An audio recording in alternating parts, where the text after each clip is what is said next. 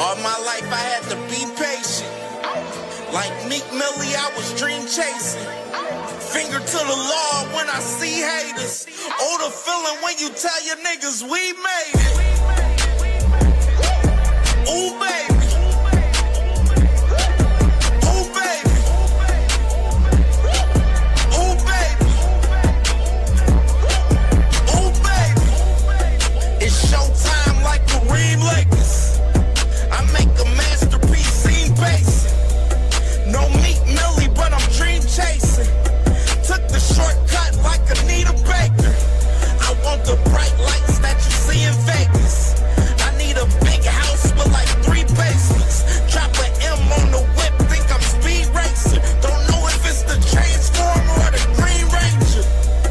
My nigga Mac got the beat banging. Young nigga selling crack as a teenager. Had fiends playing baseball out here free basing. Had me showing off the rings like a Freemason.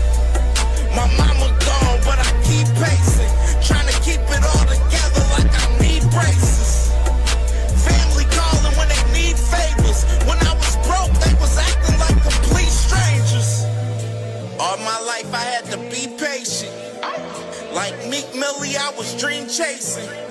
Finger to the law when I see haters. Oh, the feeling when you tell your niggas we made it. Ooh, baby. Ooh, baby. Ooh, baby. Ooh, baby. Rest in peace, the Nippy was the street savior. Got my credit right now, I need acres. Gotta turn your dirty money into clean paper. Trying to own a franchise without a key player. I go through hoes like I weave laces. Tree blazers, let they mama noodles be flavored. Meat takers that be acting like the D sacred. You bust seeing, you would think they on their knees praying. Then I slide like a screensaver. When I'm done, make some scrambled eggs, cheese bacon. Then it's on to the next, I ain't a speed dater. Little bitch ain't gon' hear from me till weeks later. I don't see no things changing. Kids still dodging bullets like they seen Matrix. These young niggas really need saving, but OGs won't teach them that the street's dangerous. All my life I had to be patient. Like Meek Millie, I was dream chasing. Finger to the law when I see haters. Oh, the feeling when you tell your niggas we made it. Ooh, baby. Rolly Romero's next, May the 30th, and then in September, if Ryan wants to rematch, let's do it. What's the prediction for those 2 fights? Beating. Now, he's Jacob's brother. No. Yeah. Beating. Devin is going to beat the shit out of Rolly Romero on May 30th. And Ryan Garcia, September. Stop ducking. You know we've been looking to make this shit happen. Let's enroll in Bada now. Stop the cap. Stop the cap right now. Stop the cap.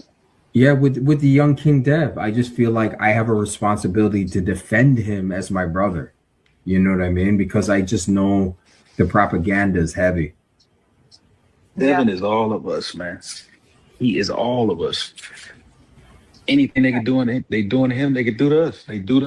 What did Chavez just say to you right now? Huh? What did Chavez just say to you right now? Oh, he just said that I finally convinced him. You know what I mean? I'm like, oh, I barely convinced you. I thought I was fucking, doing my best, but this is what I'm here for. People doubt me all the time. People say I can't do nothing, and I rise to the occasion. Just like this. Tonight I came in at 202 pounds. I only gained 2 pounds, you know what I mean? So I'm just very happy, bro, very grateful, and God is good. How do you assess the performance tonight? I had to see it, but I felt good. I was watching Pacquiao highlights, and I know you guys never seen no speed like this at cruiserweight, so I'm just very happy, bro. 2 monsters performed today, but you look like the biggest one. The Mexican Monster had the best performance today, but, it was a monster weekend. Okay, appreciate you. Jai Opatai, how important is it for you to get a chance to fight him without all the red tape in the way? I mean, I think that's the biggest fight in the world, especially at this weight division, and that's definitely a fight I want. like I said, I'm not scared of nobody. This is Monstro's world. And if he wants to get that fight, we get that fight. I don't know why he went to Zuffa. We could have made this fight right after this one, but now I don't know if he got stripped by the IBF or what it is. I'm not going to go there and fight for a Zuffa title. But, I don't know. I think that would be a great fight to make in the future. And, I respect Jai Opetaia a lot. He's a great fighter. And I think he has to come back over here to make these fights happen because, we can't make no fights in Zuffa. So that's what I wanted to secondarily ask was that, do you feel like fighters are losing their power by going over to Zuffa? I think they definitely are losing the power. It's just a lot of politics in that. I think Dana White has showed that he doesn't want to do fights with PBC, DAZN. I don't want to even feel like, I don't want to sound like I'm disrespecting him, but that's just what it looks like from the outside. If we could come to an agreement and make a big fight, let's do it.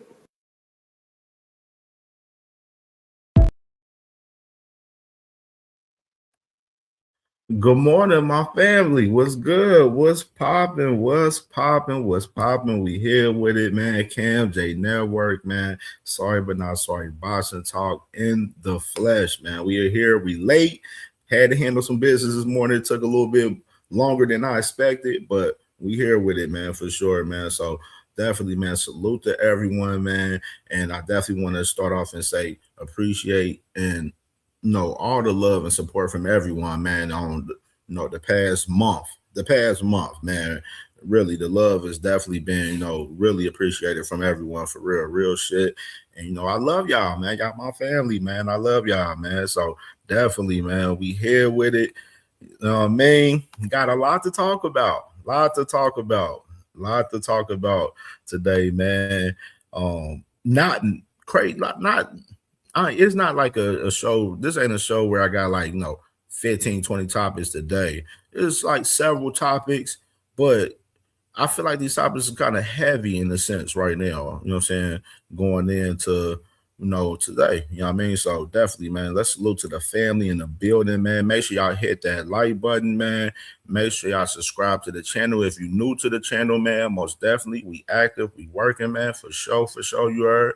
So definitely, man, let's salute to the family in the building, man. My brother Opulent LDTV, man. Salute to my brother, man. What's good with my boy? You know what I mean? Make sure y'all subscribe to Opulent LDTV. Most definitely, man. My brother definitely putting in that work over there on the sports and entertainment side for sure.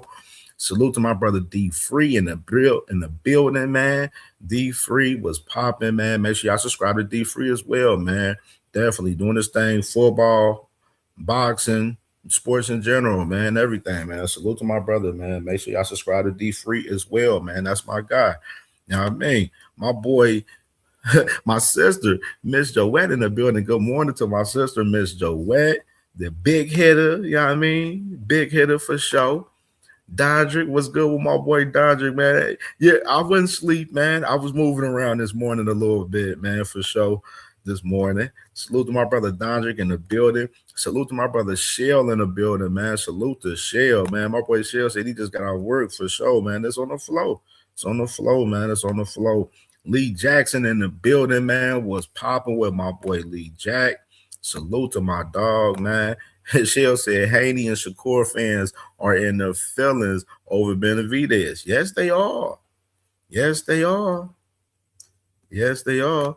Look at Radio Flyer over here.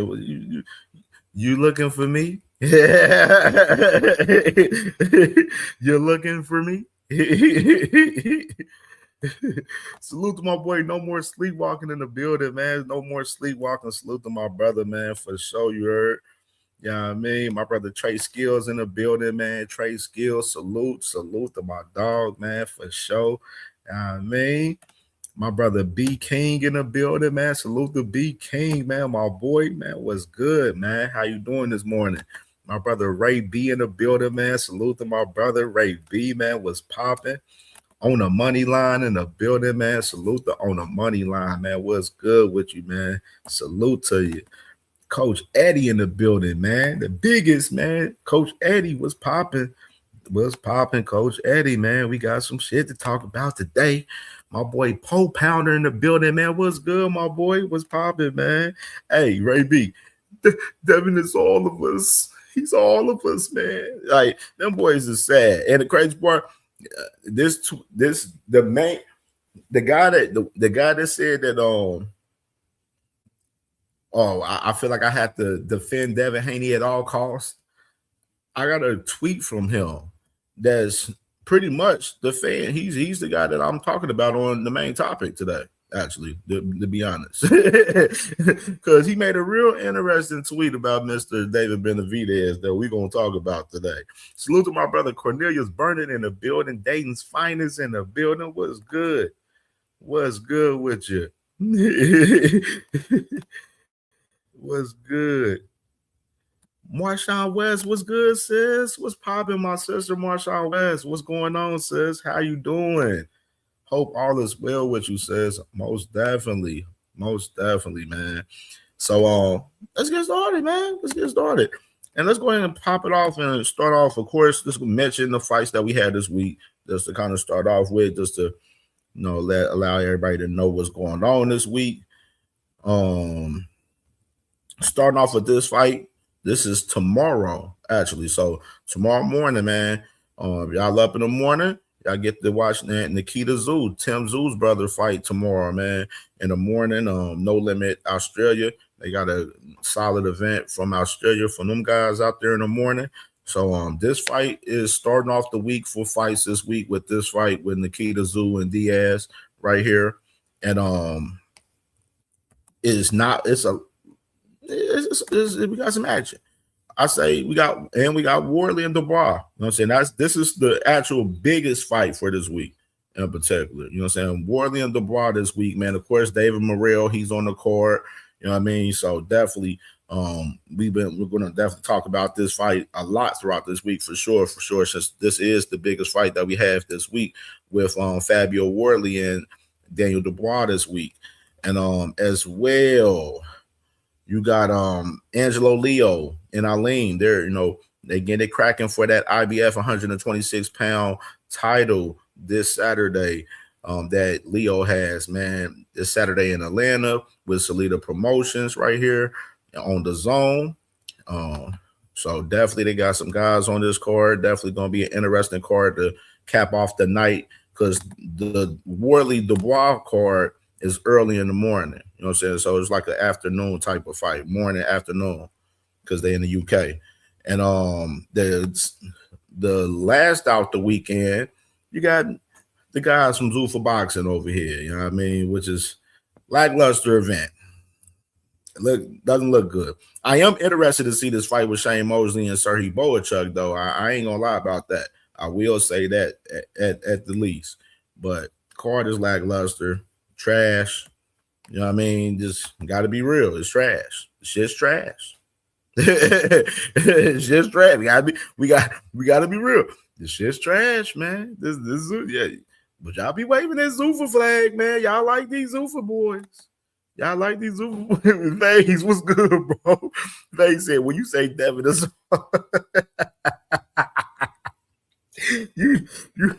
you know damn well that ain't fucking happening. You know damn well, Face. Salute to my boy EB, man. Oh, man. These boys is crazy, man. Nasty work, man. Nasty work. So those are the fights that we have this week, man. And to talk about today, let's get into some of the stuff for today, though. This is going down today, 3:15 p.m. Eastern time, man. Top Rank YouTube channel, man. Going down. Special announcement, which is we know the announcement already.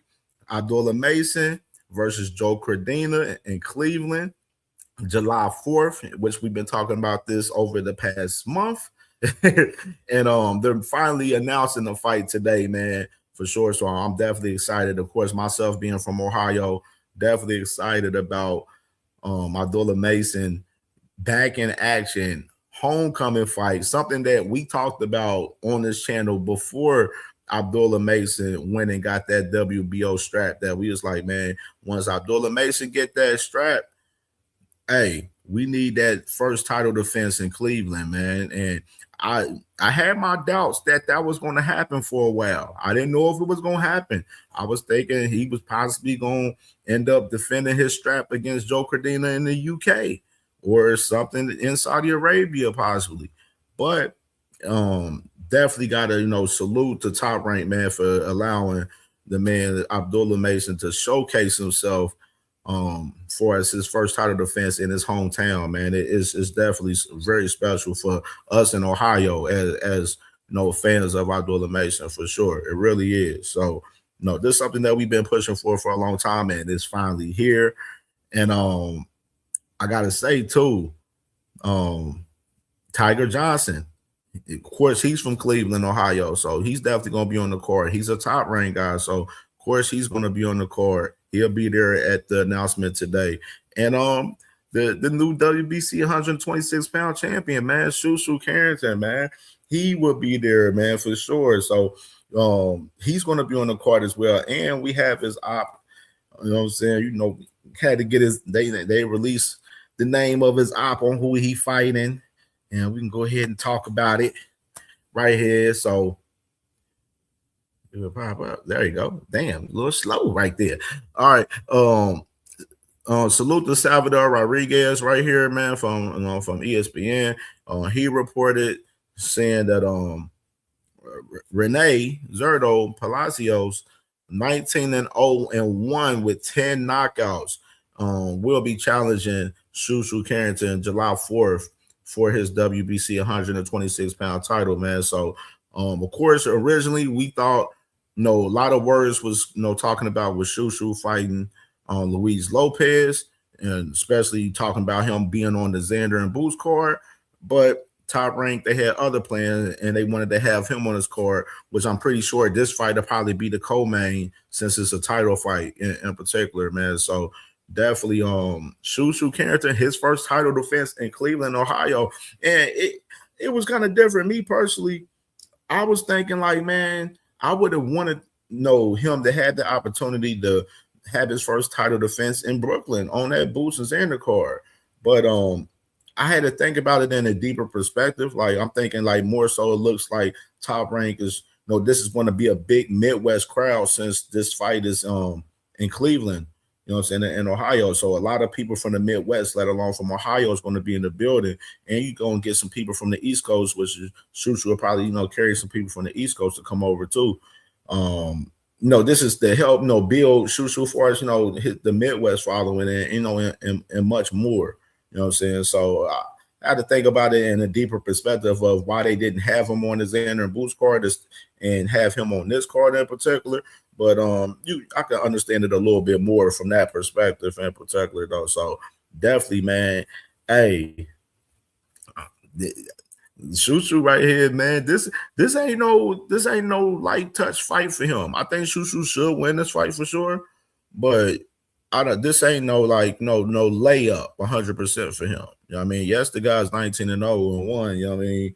But at the same time, this is not a layup for him. This dude's pretty tough, man. You know what I'm saying? From a couple of people I've been talking to behind the scenes about this fight, man, in particular with this guy, Zerdo Palacios right here, man. So salute to Shushu, man. I'm definitely excited for him to be on this card July 4th because I will be in the fucking building for sure. We're working on these credentials for this fight card, man, so we can be in the building. We're going to be there Thursday, Friday, and Saturday.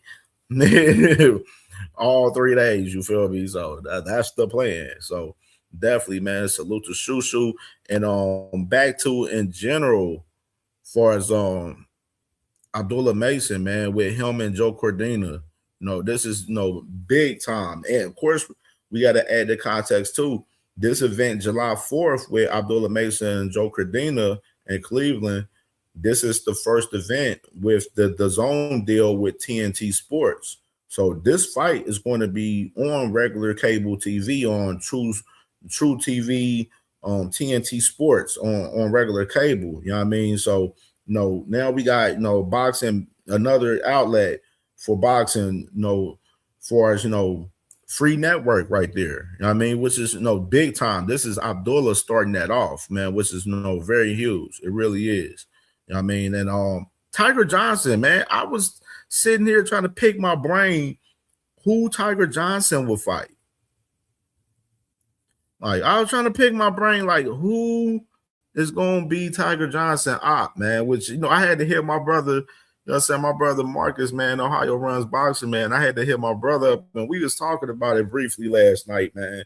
So I'm up here trying to pick my brain on who is going to be Tiger Johnson op for this card.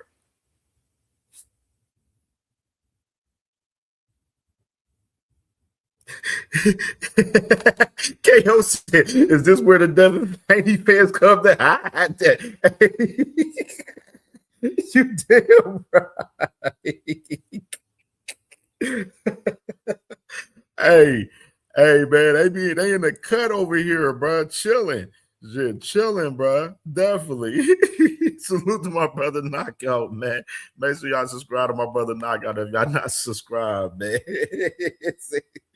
Hey, man, for real. That's real shit, man. So, yeah, man, I was sitting there trying to pick my brain who would Tiger Johnson be, man. And, you know, I hear my brother Ohio Runs Boxing, and we was, you know, chopping it up about it a little bit last night. And I wanted to pull up the rankings right here so we can try to match make Tiger Johnson op. So, I mean, this is the WBO rankings for 147 right here. Obviously, Devin Haney is the champion. Debbie Cakes. Debbie Cakes is the champion. And don't have a fight. Still doesn't have a fight till this day. Still doesn't have a fight. But that's a whole nother story. Of course, Jack Catterall, number 1. Jack Catterall, he's about to fight Shakram Gisov May 23rd in Egypt on the Usyk Rico card. Manny Pacquiao, he's number 2. Of course, he's waiting on this daggone Floyd Mayweather fight. Of course, then number 3, obviously, you got the man Teofimo Lopez right there. Of course, we know he would love to have a Devin Haney fight. Of course, he was in studio yesterday with Devin Haney on Inside the Ring and was talking about won the Devin Haney fight, and then, you know, they was going back and forth talking about it, whatever. But of course, Teo's number 3. Of course, there's been rumors about Teofimo Lopez going over to Zuffa as well. So interesting perspective right there for Teofimo Lopez. Number 4, Honor Barbosa. He coming off the win against Kenneth Sims recently. I was like, that's something to look at a little bit, but I don't think Honor Barbosa will fight Tiger, because Honor Barbosa, he's hoping for a bigger fight than Tiger Johnson right now, in particular, from what it looks like, from what I've heard. Then number 5, you got Karen Chukadazian. Karen Chukadazian, he's about to fight May 15th against Patty Donovan in the IBF title eliminator. So Karen Chukadazian is in campaigning it through the WBO in particular. He's going through the IBF because he's in the IBF title eliminator with Patty Donovan May 15th. And particular, the winner of that fight will fight the winner of Leon Paro and Lewis Crocker, which is, we still waiting on the date for that fight, when they gonna reschedule that fight, because Lewis Crocker, you know what I'm saying, he definitely got hurt in camp leading up to, you know, the fight that they was about to have. So you got that right there. Leon, we got Brian Norman Jr. at 6 right there, which is, you know, Brian Norman Jr., of course, he's going to be back next week, May 16th, against Josh Wagner.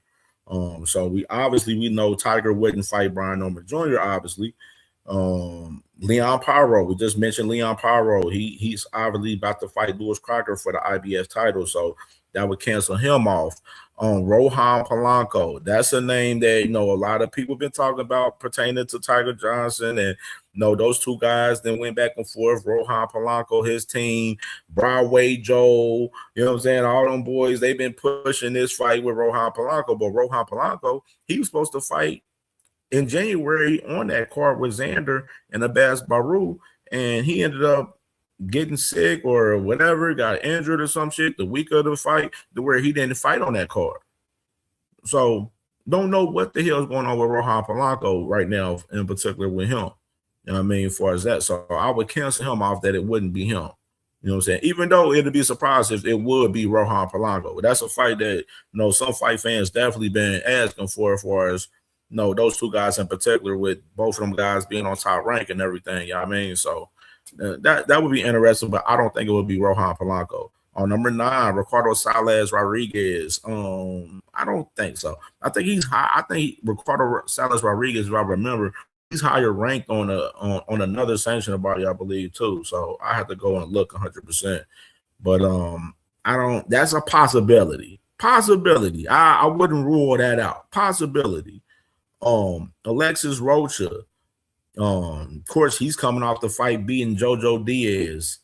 I don't see that. It's a possibility. I wouldn't rule Alexis Rocha out either, but it's a possibility. You know what I'm saying? It could be a possibility. And then, of course, you know, Tiger Johnson's number 11 in the WBO. You got Raul Coriel right there, number 12. That's another possibility. I think he's a golden boy guy. But I don't think Raul Coriel, I don't think that'll work either, because I think he's higher ranked up in the WBA. He's like number 2 in the WBA, I believe. So I don't think that'll happen. I'll rule that one out. Constantine Ursul, that's a possibility. I would say like that one, like Constantine Ursul, 14 with Amanda Stanionis. I don't see Amanda Stanionis. I don't see that, even though that would be a great fight with Tiger Johnson and Amanda Stanionis for sure, but I don't see that one though. That last one with Sanchez, the Dubiel Sanchez, that's a possibility. You know what I mean? I could say that one's a real possibility. Unless Top Rank is on some shit where they got some guy that's between 16 and 20 and they want to pull them up into 15 and try to spice this shit up and make it look, you know, lit, whatever, you know what I'm saying? That would be the case. But I would say my pick right now, as far as Tiger Johnson out, will possibly be like number 9, Ricardo Salas Rodriguez, possibly, or like a Constantine Ursul, or number 15, Dubiel Sanchez, possibly, something like that. I mean, they try to keep him in the balance in the top 15, you know what I mean? So he can keep pushing up in the rankings through the WBO.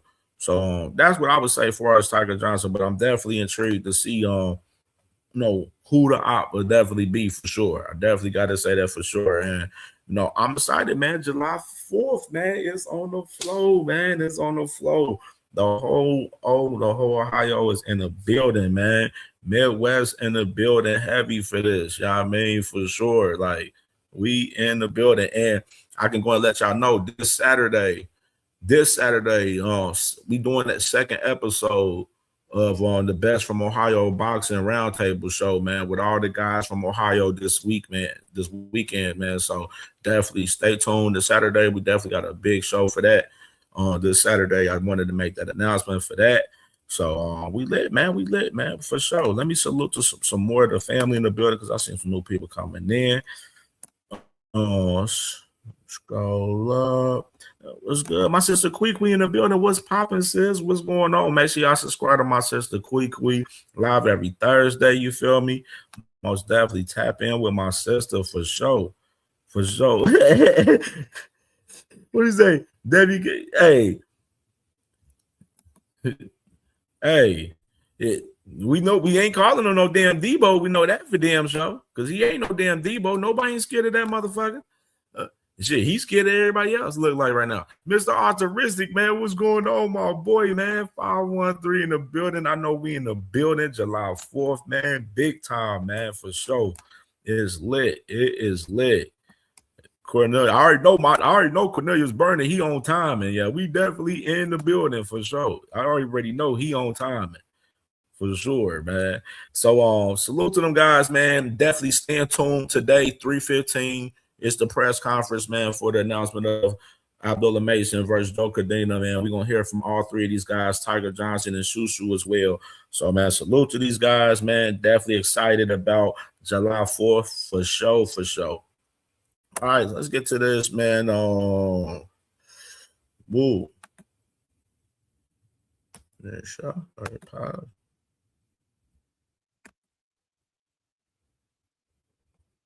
Let me see something real quick. All right, there you go. All right, man. It was just funny, man. I see Boxing Ego tweet this, but let's do this. What's up? What we doing? Let's talk about it. What are we doing? What we doing? How y'all feel? Y'all let me know in the comments. How y'all feel about this new pound for pound list for Ring Magazine right here? And I'm gonna tell you right now, before we start this conversation with this topic right here,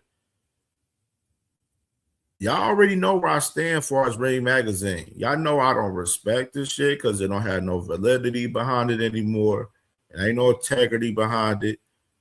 A lot of, bullshit propaganda, a lot of weird shit from Ring Magazine. And especially with the rankings, I don't take context into these rankings with Ring Magazine. I want to remind y'all, I don't take context into this shit. Because these rankings, I'll be feeling like be ass. Like, y'all look at the regular weight rankings that they have, bro. Like, you know what I'm saying? Like, it's trash, bro. It's trash. There's no real validity behind these rankings for real, in my opinion. You can see certain guys, yes, it is some guys that should be on this list. But there's a couple guys that probably don't need to be on this list. You know what I mean? Just in my personal opinion. But y'all let me know what y'all think about this new pound. And then another thing, they do too many pound for pound rankings for me. They literally doing a pound for pound rankings like every fucking 2 weeks, bro. Like, come on. They don't even let fights, sizzle out and let motherfuckers build and cook, man. These motherfuckers doing a pound for pound ranking every other fucking week, man. That's another reason why I don't care for it. Like, it's nasty work, bro. It really is. It really is. So now when Inoue has jumped Alexander Usyk to number 1 after being Junto Nakatani.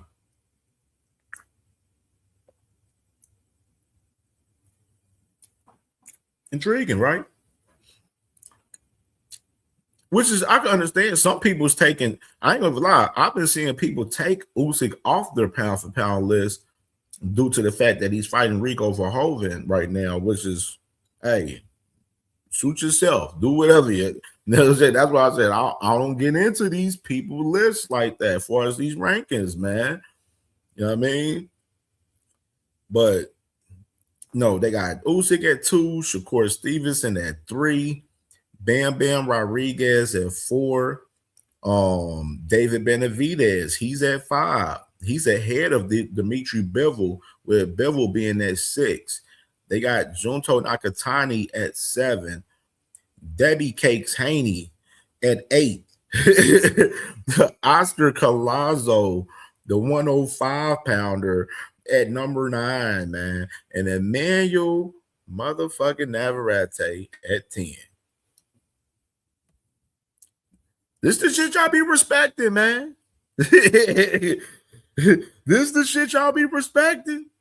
Y'all be fucking with this Ring Magazine shit, man. Y'all be jacking this shit, man. This is shit y'all be jacking. Now, I told you, I don't respect this shit. This shit trash. This shit ass to me. This is exactly reason why I don't respect the rankings, bro.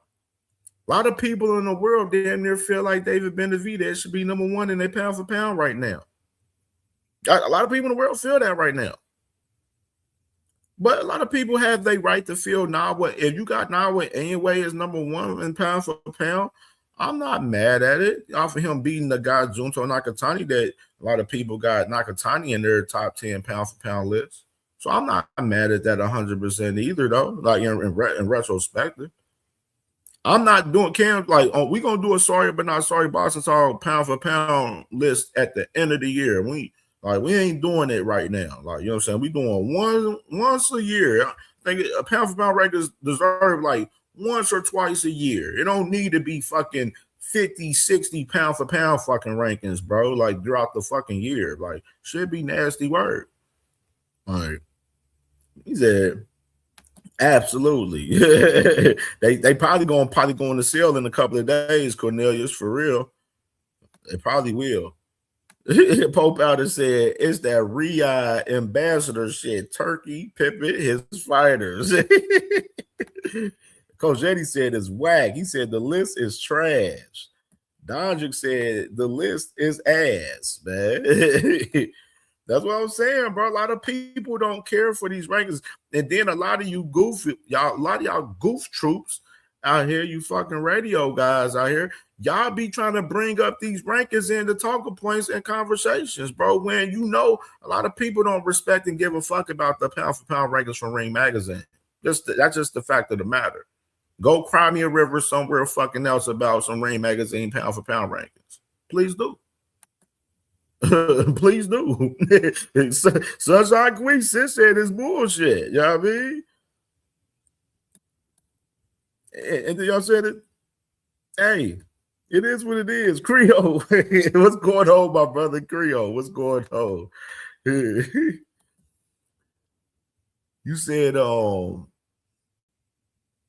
said Nakatani should be off the list? I'm not even mad at that phase either, for real. Yeah, I think like that's a good question. Like, should Junto still be in the top 10 after the fight, after last week? Emmanuel Navarrete being number 10 is fucking insane to me. It really is fucking insane. Like, I know, don't get twisted. I'm a fan of Emmanuel Navarrete. I like Emmanuel Navarrete. He definitely an awkward fighter. I like what he brings to the table and everything, but him at 10 is nasty, bro. Nasty. I know he unified at 130 and all that, but damn, at 10 though, Oscar Collazo should not be in the top 10. And it's not shade to Oscar Collazo, not saying Oscar isn't a good fighter. It's just saying he shouldn't be in the top 10, in my opinion. He shouldn't. That's just my opinion, man. You can make cases for guys, you know, like, of course, you know, the usual suspects, the Inoues, the Benavidez, the, you know, Shakur Stevensons, the Bam Bam Rodriguez. Devin, you want to add Devin in the case for now. I mean, but this list is just like, if y'all, I guarantee you, if y'all can go back and look at a pound for pound rankings from like the 90s or the 80s or some shit, like from like this time, during that time, you'll be looking like, what the fuck is going on? Like, you know what I'm saying? Like, so that's why I say it's just not too much. I don't take too much into these Ring Magazine and ESPN fucking rankings, because the shit is just, it just doesn't really have no big validity behind it. And no, I wanted to add on to this conversation a little bit. Matter of fact, hold on, before we get into that, look at it. Let's go ahead and hear from it, because I forgot I got that clip. Let's run this clip with the Bulls on Inside the Ring. This fucking episode was trash. I can't stand the Inside the Ring. That show is a horrible show, bro. Horrible show for boxing. Real shit. A real live horrible show for boxing. Some BS, man. It's some BS. Okay, let's start with the monster at number 1. We've already kind of had this conversation. Teo says yes to the monster at 1. What do you say, Shady? I'll say yes. Yes. You say still Usyk? I think Usyk. I agree with Usyk. We're split, but the Ring has Inoue 1 over Usyk. Where's he go from here? Usyk? Yeah, because if Inoue just fought for one of the best Japanese fighters of all time, right? Yep. And he beat him unanimously. Yep. Now, where's Usyk go from here? Who's he fight next to give it the same? If I had my dream list, I would say Atama. He ain't gonna fight him right now. He's just Benavidez. Caballel. But I agree with the pound for pound list, the updated one. You agree with the updated Think about number 8. We haven't seen you fight since what? November? Okay, but if you think about it like this, Nakatani, the guy that he suffered, I mean, he had a hard fight with the guy he fought last. Yes, he did. I don't know, was it Hernandez? Hernandez? We don't even know him. We don't even know that guy, right? Do you know? Say again? The guy that Nakatani fought before anyway. But no matter what, he had to go up in weight, and he let go and vacated his Ring Magazine title at 118 to move up and to face Inoue. If that was the case, I should be Ring Magazine champion because I went to beat the number 1 guy. There's a logic why that doesn't work. For me to become Ring Magazine champion at 147, I got to go fight. When are we going to get Norman you again. unifying? Yes, I see why you, from your point of view, it's like, come on. For me to be Ring Magazine champion, I would have to go fight Brian Norman again.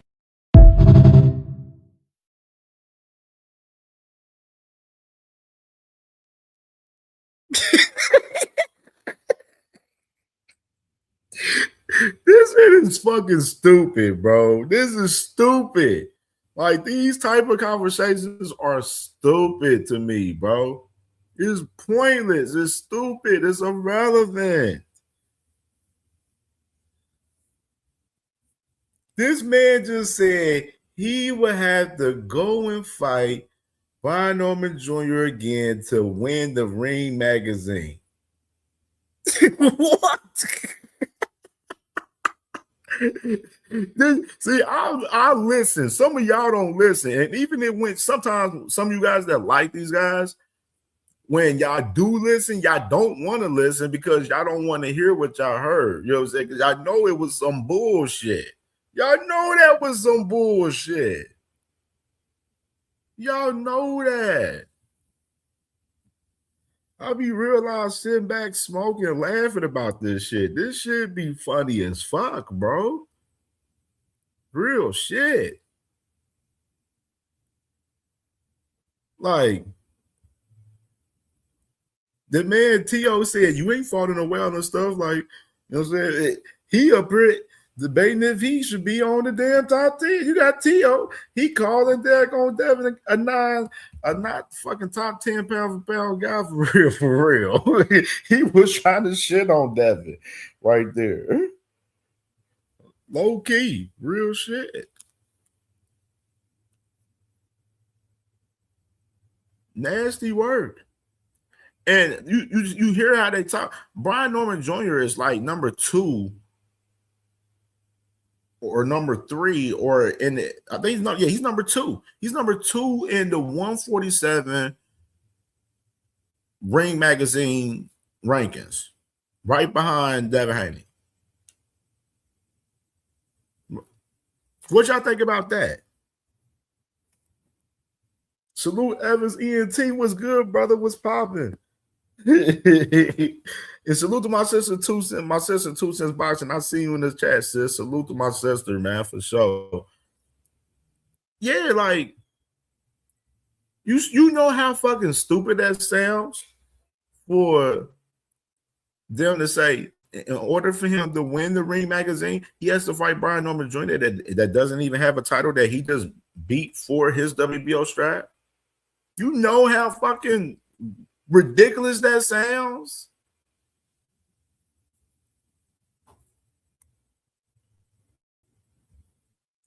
Like Devin ain't fighting the other champions.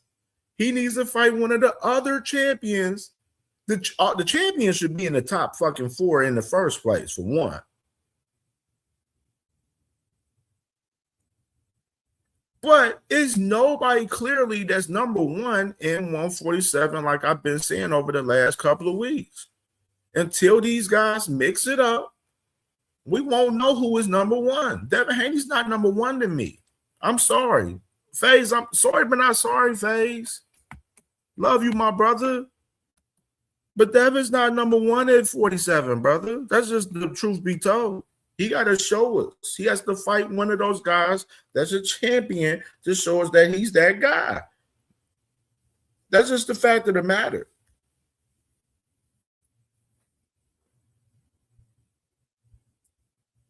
Brian Norman wasn't, and I love Brian Norman. Don't get me wrong, that's my guy. But he wasn't a true number 1 guy at 147, in my opinion, due to the fact that he didn't fight the other guys at 147. Just the fact of the matter. Y'all hang y'all hat too high off of these fucking Ring magazine rankings, and it shows you, and it's proven wrong that there's no validity behind it, and nobody cares about this shit.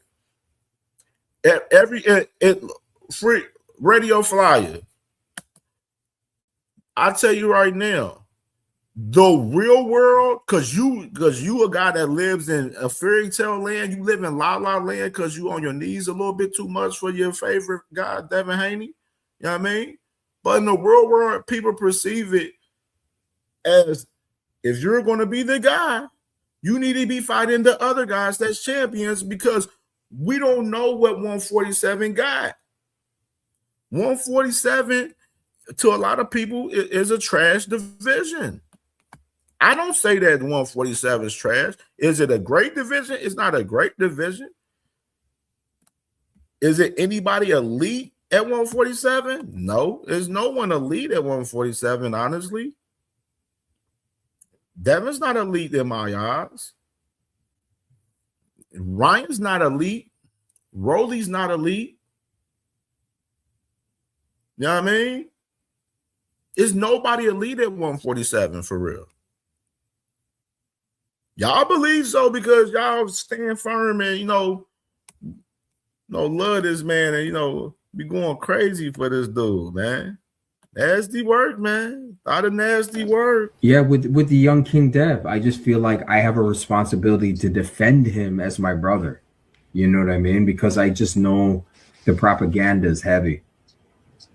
Devin is all of us, man. He is all of us. Anything they can do, they doing to him, they can do to us. They do to. I don't know if ain't nobody told you, bro, you feel me? But I feel like I gotta be the one to tell you, family member. It's been going on for a while, bro, and motherfuckers tired of this shit. I'ma tell you though, family, I ain't the one that give a fuck. You hear me? I ain't gonna lie, family. You might be the biggest dick rider ever, family. You a real professional dick rider, feel like you need to go to the Olympics, cuz. You be riding the fuck out that bike, man. Get off that motherfucker, man. It ain't getting you no money, cuz. Stop dick riding, family member. Go get your own motion, your own shit, man. Go to the Olympics.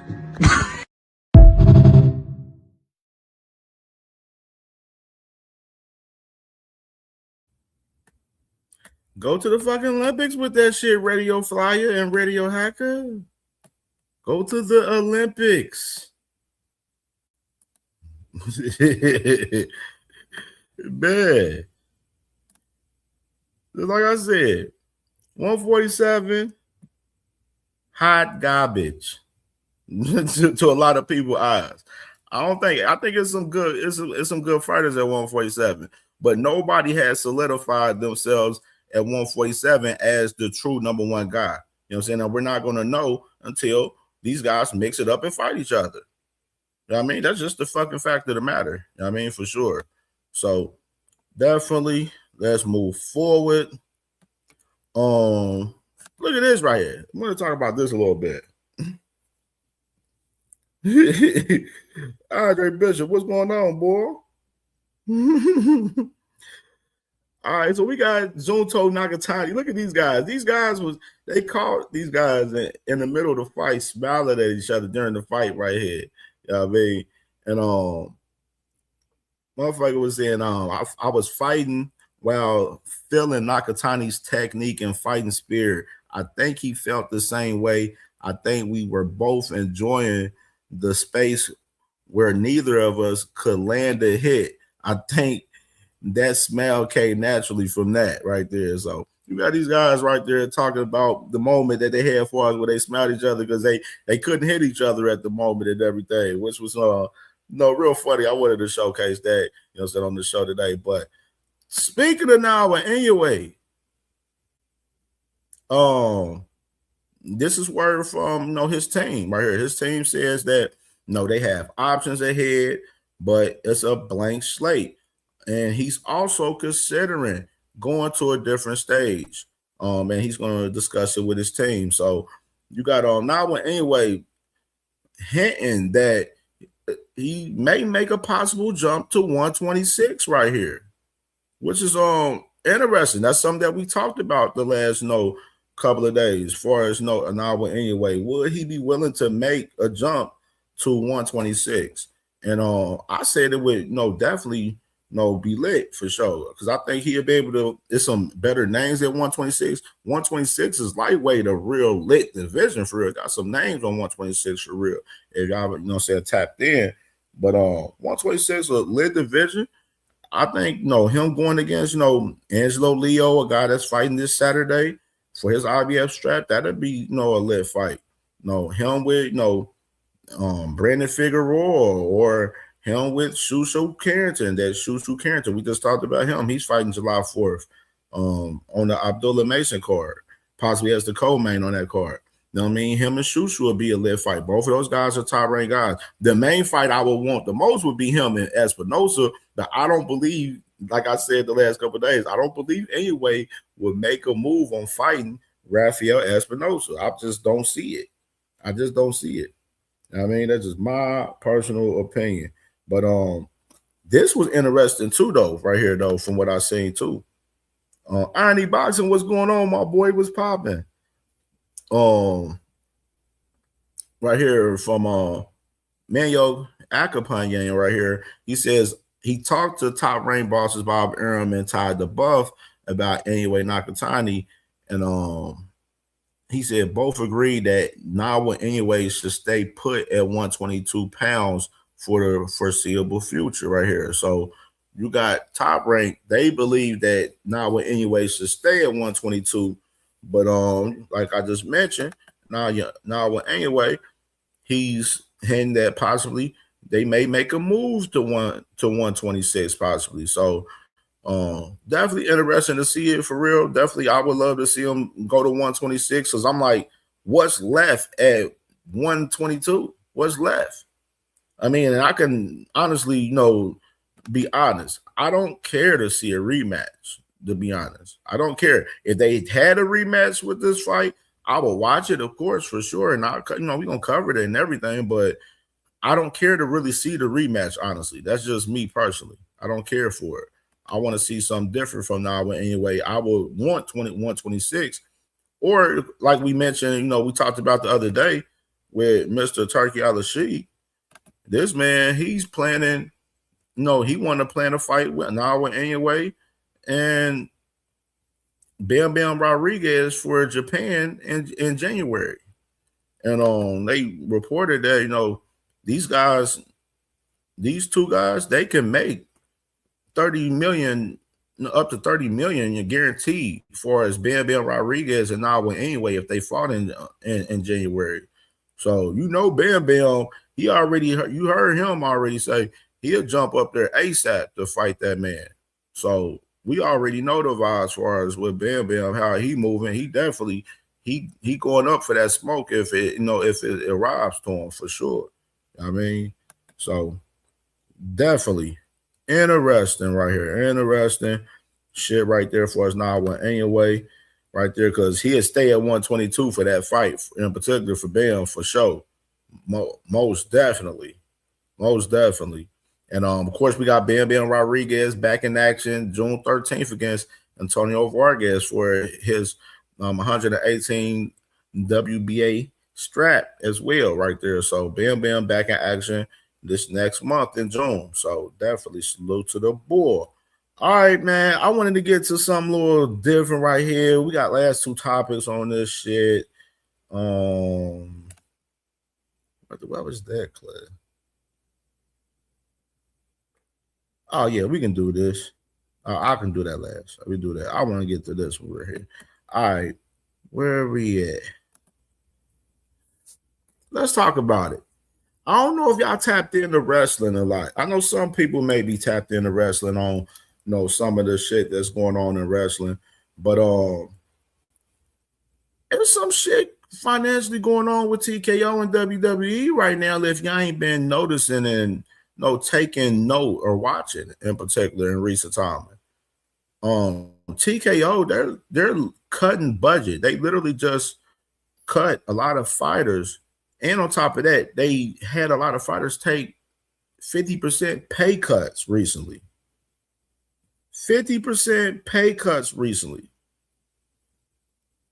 Which is real interesting to me because we know who TKO is working with as well. And this was, this guy, Lee Rockers on Twitter right here. He says TKO is going around asking various WWE talents to take pay cuts with some as high as 50%. He said that's actually insane. No wonder Kofi Kingston and Xavier Woods left. They're really trying to turn WWE contracts into something closer to UFC deals.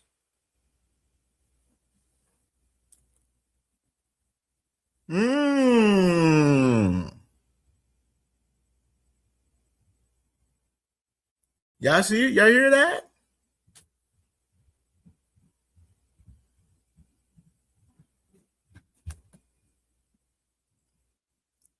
Look at this from Eric McGraken right here. He said, Congress, let's give these guys a boxing monopoly next. I love this shit, man. I love this shit. Context matters. This context matters right here. Most definitely right here. And then check this out. Let's look at these guys. Look how much these guys are getting paid right here. You got the CEO, Arya Emanuel, getting paid last year $67.4 million in 2025 last year. The CEO, $67.4 million from TKO in 2025 last year. As well as you got the president and COO from TKO, Mark Shapiro, paid over $42.6 million last year in 2025. Then you got WWE president Nick Khan. He made a crazy bag last year, $24.3 million in 2025 last year.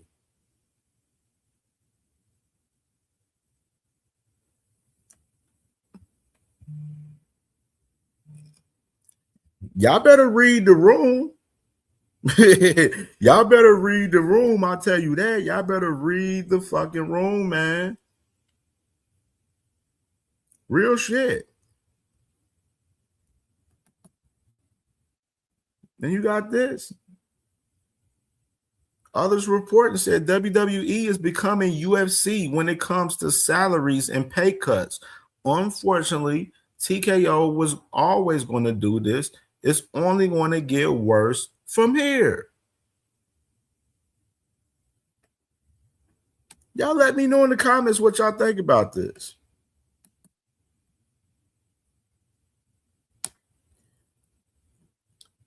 And just add the context with TKO, what they're doing currently with WWE and what they've been doing with UFC, with a lot of the UFC fighters over there, complaining and growling over there, pissed off because they ain't getting paid. They over there eating peanuts over there. Just think about the possibility of what TKO could do with the fighters that they have over there with Zuffa Boxing. All of this shit comes full circle at the end of the fucking day, if y'all don't notice. Like, all of this shit comes full circle 100%. And this is something that we've been telling y'all. They're telling y'all. Be careful, because y'all see what they do in the UFC. Now you seeing TKO right here. They making guys in the WWE take 50% pay cuts. I even heard and seen that even with Roman Reigns, they was trying to get him to take a pay cut. And they're pissed off at him because Roman Reigns doesn't want to do shows often. You know what I'm saying? He some of these fighters, like the big stars, they do shows consistently for 3 or 4 months, and then they'll take a 2 or 3 month break and shit, or you know what I'm saying, during shit. But yeah, y'all gotta add the context to this. Just Do, what's going on? Salute to my brother Just Do, man. Salute, man. Salute. Y'all gotta add the context to this, man, for sure, pertaining to what TKO is doing with these guys with the WWE along with the UFC, and add it to what they can do with Zuffa Boxing.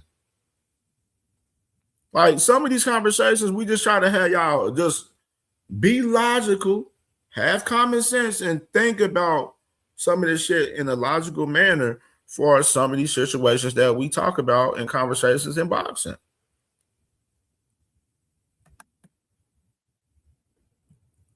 You know what I mean?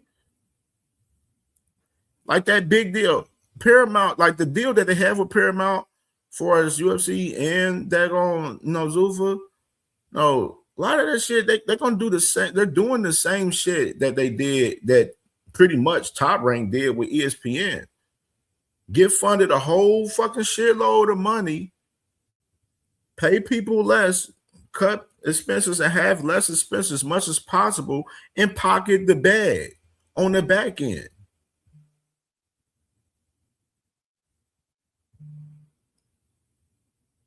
Just for y'all to read the room. Just for y'all to read the room. There's some shit that y'all don't want to talk about for real, for real. They're like, I can understand that. You know what I mean? Like, we talk about real shit over here. Like, this is something that y'all really got to take heed in on the business for us TKO with Zuffa and everything. And that's just the fact of the matter right there, brother. Like, that's just the fact of the matter.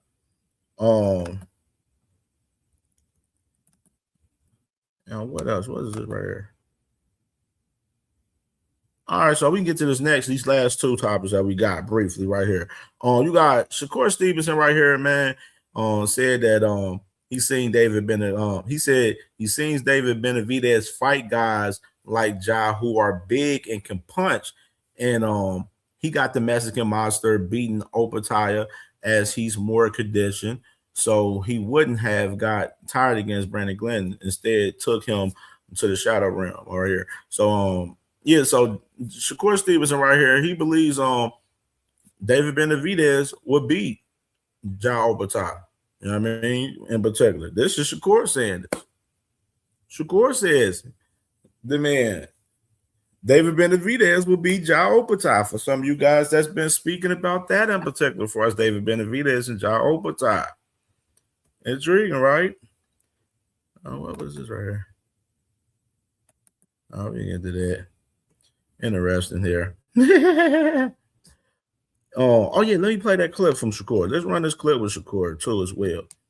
Right. Ja Opataya tweet immediately after the fight. You know what I'm saying? He was like, congratulate him on his fight, and he said, I'll see you soon. You know what I'm saying? And Benavidez did go and say that that's one of the fights that he wants, but he doesn't see it happening just because it's on a Zuffa. I don't agree with that. What you mean? I don't think like him signing with Zuffa should stop the fight. I think we had a point in boxing where Turkey, yeah, they can fight on the Turk card, is the man, and I feel like Turkey is ahead of the Zuffa thing. So I don't feel like Benavidez done fought on Turkey cards already. So it ain't nothing really stopping that fight from happening. So stylistically, how you see that fight going? I got Benavidez. Still? Yeah. I think Benavidez is a beast. I think you're gonna have to be on an elite level to even be in the ring. This your chance to shit on Benavidez because he was throwing shade at you a little bit. I mean, I think that's what social media make it. That's they make it like that. But I don't think he already done. It seemed like he was just talking. And every time I see him, he tell me that I'm a great fighter, that I'm a hell of a fighter. So for me, I'm just believing by what he say. I don't believe that. You can't go by the internet.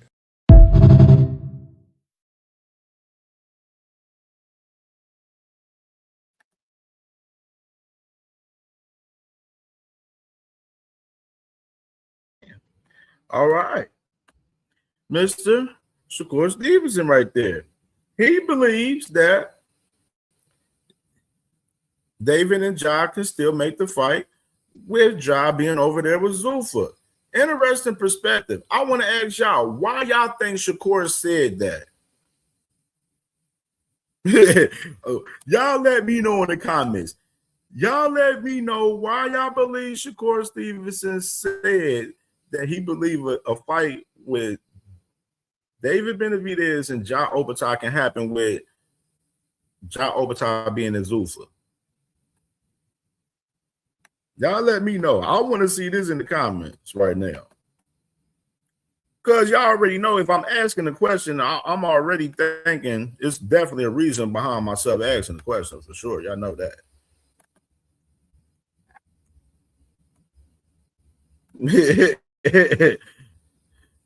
Like, you know what I mean? Don just said, of course, he talked about Turkey card. He can't get paid nowhere else. No more sleepwalking says soft touch Stevenson. Damn. A Sauston in the building. He said Negroes obsessed with turkey. Shit is crazy, man. It really is.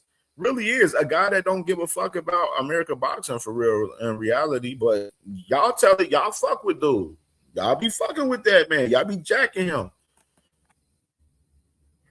Let's say fighters would have the option to have Zuffa sign them with the big bag or stay outside of Zuffa and link up with the traditional promoters and sanctioning bodies. Zuffa just another lane. This little pugilism right there, my boy, right there. Oh, he said frequent the monster wants that belt and not Zuffa's. Exactly. We're not fighting for no Zuffa straps over here, bro. You know what I'm saying? That shit ain't no. They don't hold no weight. Two said, hey, Cap, he got all of his fellas, man. Hey, man, talk about it. Talk about the Ring magazine. Possibility. That's the only way. That's the only way if Turkey sanctions for it. But if you ask what Turkey has planned, he doesn't have no plans for Ja Opatar right now. Besides him being over there on Zuffa Boxing fighting under Dana White. Like, yeah, that's what y'all don't understand that context. That's what I understand about this whole shit with Ja Opatar and fucking David Benavidez when we had that partial of the conversation as far as Ring Magazine. Yeah, he's the Ring Magazine champion, woo, and all of that shit. But Turkey has to be willing to push for that when we know his plans is not anything pertaining to Ja Opatar right now. He got Ja Opatar focused on building Zuffa. Look what they just did. They just made the man the fucking first inaugural fucking Zuffa champion just now. They just signed two guys, Ryan Rozicki and Chris Billion Smith, that's in the top 5 in the fucking cruiserweight for real. You know what I mean? Just for him over there at Zuffa. They signing opponents for him to fight over there in particular, bro. Like, we gotta be real with this shit. You just gotta read the room in the context of this shit. They're busy building Ja Opatar with Zuffa right now because he was one of their biggest signings. I better read the room in this shit, man. Shakur said what he said, but a lot of people feel like, damn, Shakur, what you on? What, you want to go to Zuffa too, motherfucker? you want to go to Zuffa too, nigga? Like, what the fuck? Yes, Shakur is a ring ambassador. He is a ring ambassador, sis. He definitely is. He definitely is. And you be saying a whole lot of bullshit on your channel, so I don't really give a fuck what you say, for real, to be honest. Andre Bishop said turkey. Yeah, turkey, drive turkey. Drive turkey. Y'all love this, man. Y'all love this, man. Sis, 2 Cents said he going to Zuffa. Zuga.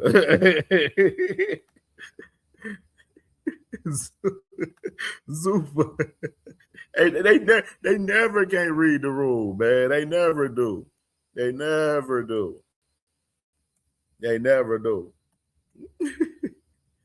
That's funny shit. Look at this boy. Cam, I've been said that to y'all, Cam, before Shakur. The ring can host the fights. You know, here's the thing. I love Shakur's dirty draws. I want to lick his ball. Look at motherfucker. Shut your whole ass up.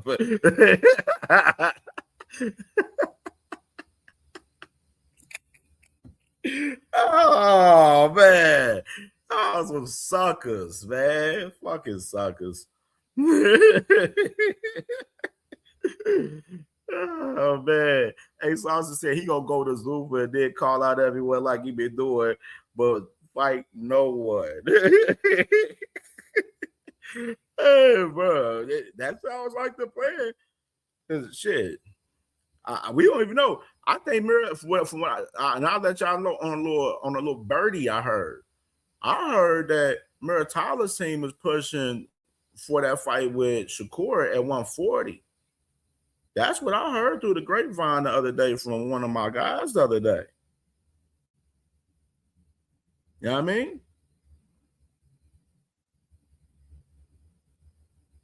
Yeah, that's what I heard. I heard Muratala's team want that fight at 140. And there's a possibility that Muratala's team is pushing their IBF position with them being the champion at 135 at 140 since Africa has that title vacant since he vacated his title to go to Zuffa.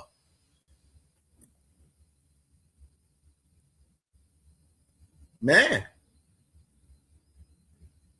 ain't that something? Because I heard Albert Bell and Andy Cruz, that fight that they got in July for that IBF title eliminator, heard it may be an actual vacant titles fight for the IBF because of Muratala possibly going to 140. And he may be pushing for that IBF at 140. That's what I heard the other day. Yeah. So my question for Shakur is, would you fight Muratala at 140 for your WBC? I mean, what your WBO? And if they sanction for the IBF, you know what I'm saying? Would you do that? That's a good question for Shakur Stevenson. Or is Shakur Stevenson still pressuring wanting to fight Muratala at 135 while Muratala team has aspirations of going up to 140 right now? Which one is it? Great question. Very great question right there. Very great question. Interesting shit for Shakur Stevenson. And DK said, Shamit Riders. Nasty work, bro. Real shit. Nasty work, man. Nasty work. Let's get to this last shit, man, for the main attraction. Let me set the foundation for this main attraction real quick. Look at your since the Haney's clan in the building. Look at your boys. Boom, boom. Hey, look at your boy Bill Haney, man. You know what I mean? Look at him. Still desperate out here. Still desperate, right?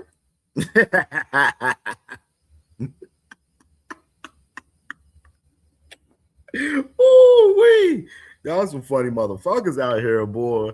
A lot of this handling y'all be doing. A lot of this deeding y'all be doing out here. I don't even want to say digging anymore. I'm going to just say deeding for now. A lot of this deeding that y'all be doing. Nasty work out here, man. A lot of nasty work. You got Bill, Mr. Nose Candy Bill right here. Nose Candy Bill says, the business will tell you. The business will test you, man. People would doubt you. Do the Devin Haney. Do the Devin Haney. Do the Devin Haney. Do the Devin Haney.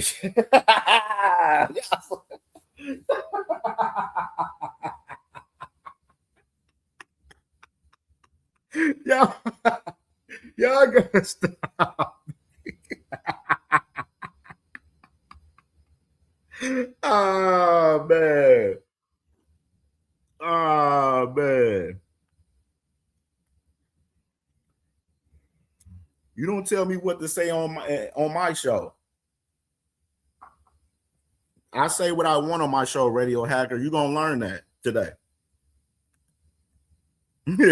Hold on. Oh, we didn't even read the bottom of the shit.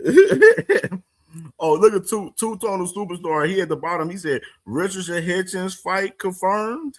And then that's Tego right there. He said, we are all Devin Haney. Yeah, that's crazy. Nasty work right there. Nasty work, bro. Nasty work.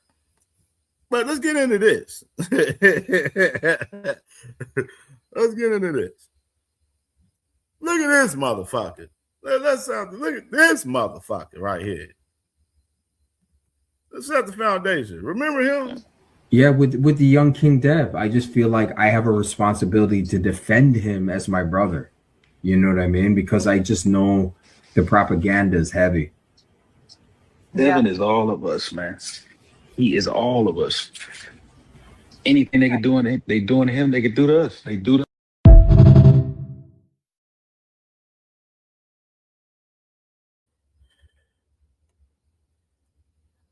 Look at this motherfucker right here. Look at this motherfucker. Yeah, all right. Shut that soft ass shit up. And the best man Shut to that win. soft. That's some soft ass shit. Shut that soft ass shit up. All that soft talking. I know you can do it, man. You got the. Man, shut that soft ass shit up, man. You ain't with me.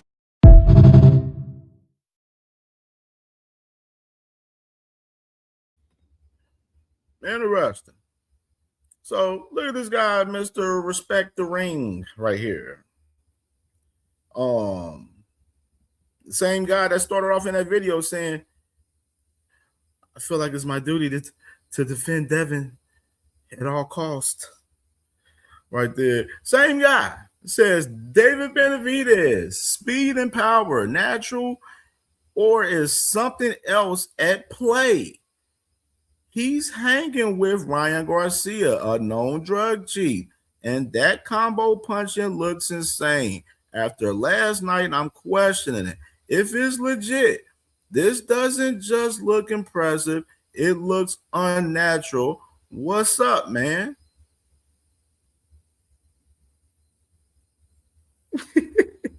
You see this? So you got this guy right here, already known for being on his knees, beating the man Devin Haney, talking about David Benavidez, hanging with Ryan Garcia, a known drug cheat, right here, in his opinion, believing that David Benavidez is insinuating that he got some shit shaking.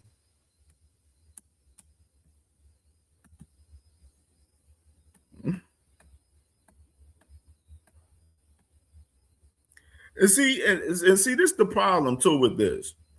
When y'all assume that other guys is on shit, it always comes back full circle on you guys pertaining to Devin Haney and his dealings with Victor Conte.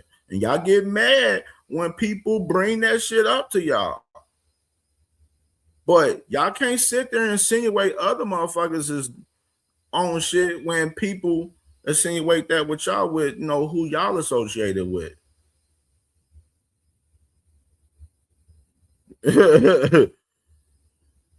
All right. And I wanted to showcase this because this is just pure hate. He hating on David Benavidez because of Ryan Garcia. He hating on David Benavidez because David Benavidez got an actual financial backing and he got the fucking world talking about him, and he putting on entertaining fights and putting on really putting on for boxing. Like really putting on boxing. Like really moving like Debo, where motherfuckers don't want to fight him and avoiding him. Like he's really moving like a real Debo. Instead of a motherfucker that don't want to fight the champions in his division because he's scared.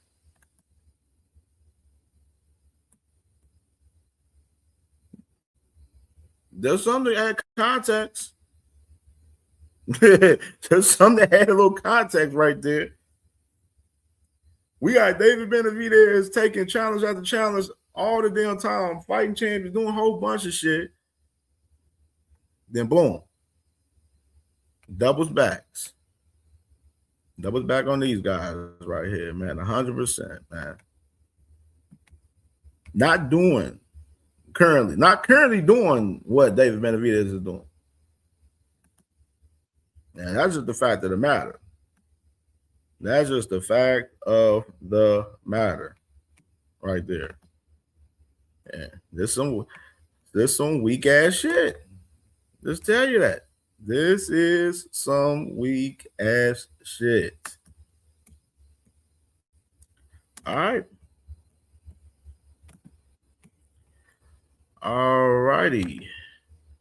I'm making my stance today. I'm about to open up this panel. I don't got that much time. I got about like at least a good 35 minutes to chop it up. But definitely want to open up this panel and get people thoughts, man, about some of these topics that we went over today, man, for sure. I mean, within these 35 minutes, for sure. So salute to everyone. Let me go ahead and type this down real quick. Let's go ahead and bring this down. And I'm going to let it be known, I'm not in the mood, Mr. Radio Hacker. You might as well just stay in the chat because I'm not in the mood to talk to you today. So I will not be letting you on the panel today, Mr. Radio Hacker. Just let you know. All right. Links in the chat.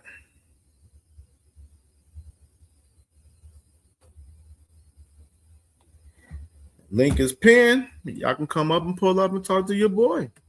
You did.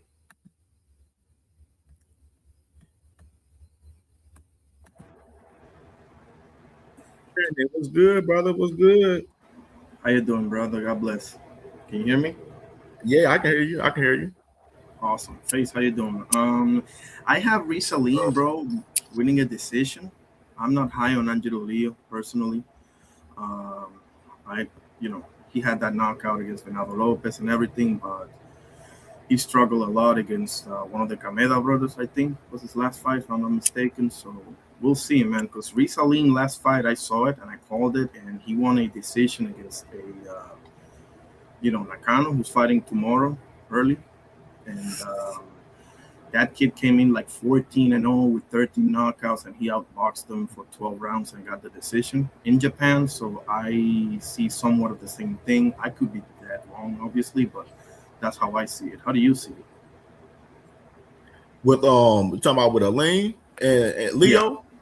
Yeah. I think I'm leaning Leo right now. You know what I'm saying? Because Leo's a champion. And of course, if go to a decision, if it's close, I definitely would go with Leo for that fight.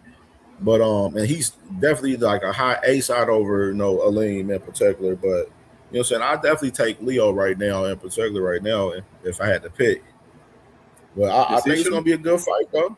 Actually, that card is decent though. If you're looking at it, that whole entire card they got some good fights on that card, man. That I'm gonna definitely be tapping in Saturday night for sure. I'm pretty sure me, D1, and the fellas will be watching them fights Saturday for sure. You know what I mean? Oh yeah, in the panel, yeah, for sure, man. And then things was popping, brother. Was good. What's up, bro? Hey, Cam, I just don't know how you could not have Opatai or Fundora on that pound for pound list over Narate and man, that's a whole nother story, bro. That's what I be saying, bro. That's what I'm saying. I don't respect that Ring Magazine ranking shit. Other people do. I don't respect it. Yeah, they don't got that list right. Fundora, just off of his attributes, his physical gifts, he got to be on the pound for pound list. I think so. And anyway, I'm sorry, he just don't look like the best fighter in the world. Like, he don't look like the best fighter in the world in the ring to me. I'm sorry. He don't look like the best fighter in the world. I'm sorry, man. He just don't. That's interesting. And that last clip you put about the guy that says Devin is all of us, when you had that kind of perspective on people, I feel like it's a contradiction when you go and say, well, David is probably taking steroids or juicing or something like that. I feel like if you're going to have a, perspective that everybody is all of us, then you can't just say one good thing about somebody and then say a bunch of negative stuff about somebody else. You got to kind of keep it pure all the way through. Yeah, it's a backward compliment. Yeah, you can't do that. So, yeah, I don't like that. Yeah, I don't like that. That's why I was like, I'm looking like, bro, this is, you only saying this because of his, him being cool with Ryan Garcia. I mean, and your whole talking point was because you was really attacking Ryan Garcia. You were attacking Ryan Garcia through David Benavidez. You know what I mean? Like, guilt by association, bro. It's the weirdest thing. Irony thinks Inoue is the best fighter in the world, though. He thinks he. Why do you think that, brother? What do you see? What I think, well, okay, I was going to ask you the same thing. Why do you not think that? But okay, why do I think that? Because he just fought a guy that's in his prime, undefeated, and a legit stone cold killer in Junto Nakatani, who everybody, well, not everybody, but a lot of people, including me, thought he was not going to be able to get past him. And he did get past him. Now, here's the thing that people need to remember. When you fight legit top-level opposition in their prime, it's not going to be one-way traffic all the time. So don't expect guys don't expect him to give you a Paul Butler-like performance every single time, unless, of course, you're ducking your top-level opposition. Talk to that nigga. Talk to him. Keep talking to him. That's a fact. I mean, that's a big fact. I mean, but Face, sit down and go to school, nigga. Sit down and let him take you to school, nigga. Oh shit! I can name two gentlemen. I can name two gentlemen that was #1 pound for pound, and they kind of dominated the top competition. Name them. You know, I mean, we got Who? Usyk dominated against Fury, AJ, Daniel Dubois. And who's he fighting now? Who's he fighting now? That doesn't matter. That doesn't matter. Oh, it doesn't matter. Okay. The pound for pound list changed. I'm talking about how he dominated the competition, and I don't want to bring up his name, but there's one Bud Crawford who dominated Earl Spence and He's Canelo. not in the picture. He's not in the picture. He only dominated two people. He dominated two people that was in high competition. He's not even in the picture anymore. I know. Inoue doesn't look that dominant to be the best fighter in the world. I'm sorry. You see him have one bad performance. Well, not even bad, a decent performance. He still won it. Clear. Exactly. So why do you not? So let me ask you, why do you not think that he is the best? What do you not? I don't think he's the best. I don't think he's the best, but I ain't mad at people having him #1. I mean, look at how David's destroying his competition. Look how Usyk is destroying his look at how Shakur Stevenson is destroying his competition. Shoot, ho! You said Shakur is destroying his competition? Well, I mean, guys are come on now. Let's choose a better word in there. Let's choose some better word in there. Guys aren't winning more than one or two rounds against Shakur Stevenson. Neither are they against Inoue. I don't know about that. I seen like he was running a little bit at the end of that fight against Nakatani.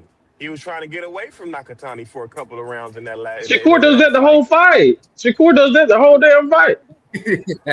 Yeah.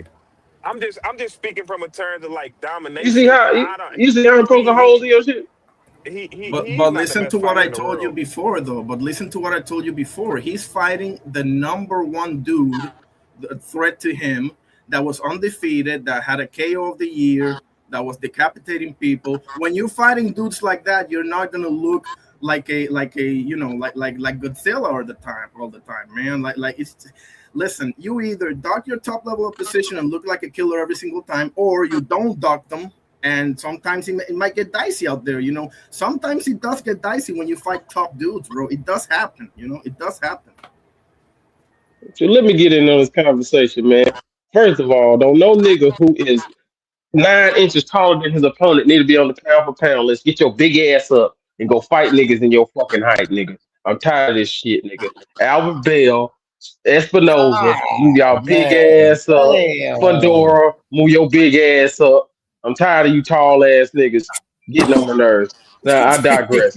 But now the pound for pound list, I stopped taking that shit seriously because it's just a whole bunch of bullshit. First of all, Oscar Collazo ain't fought no fucking body. Yeah, and he got 10 fucking fights. Okay. Nigga. You can't be on it. You fighting at 105. Like, how you gonna be? That's what I'm saying. 105, bro. Nasty. My 5-year-old is this high. Yeah. I just stopped. My 5-year-old is 105. My 5-year-old is 105, man. If you're dominated, you're dominating, guys. I mean, the little guys. Jesus Christ. It doesn't look that good. I'm not gonna lie to you. You can't even find. He stopped his last 5 opponents. He stopped his last 4 or 5 opponents. I can stop Tyler too, nigga. I can stop Tyler too. Keyshawn did too. You know what I mean? Keyshawn that pound for pound. So you gotta be 6 foot tall. Then you gotta be at least 6 foot tall to even be considered among the tops. I got it. No. I think no. First of all, Albert Bell and Espinoza and Fedora ass do not need to be on the pound for pound list until they move their big ass to somewhere people they size. So them niggas should never be there.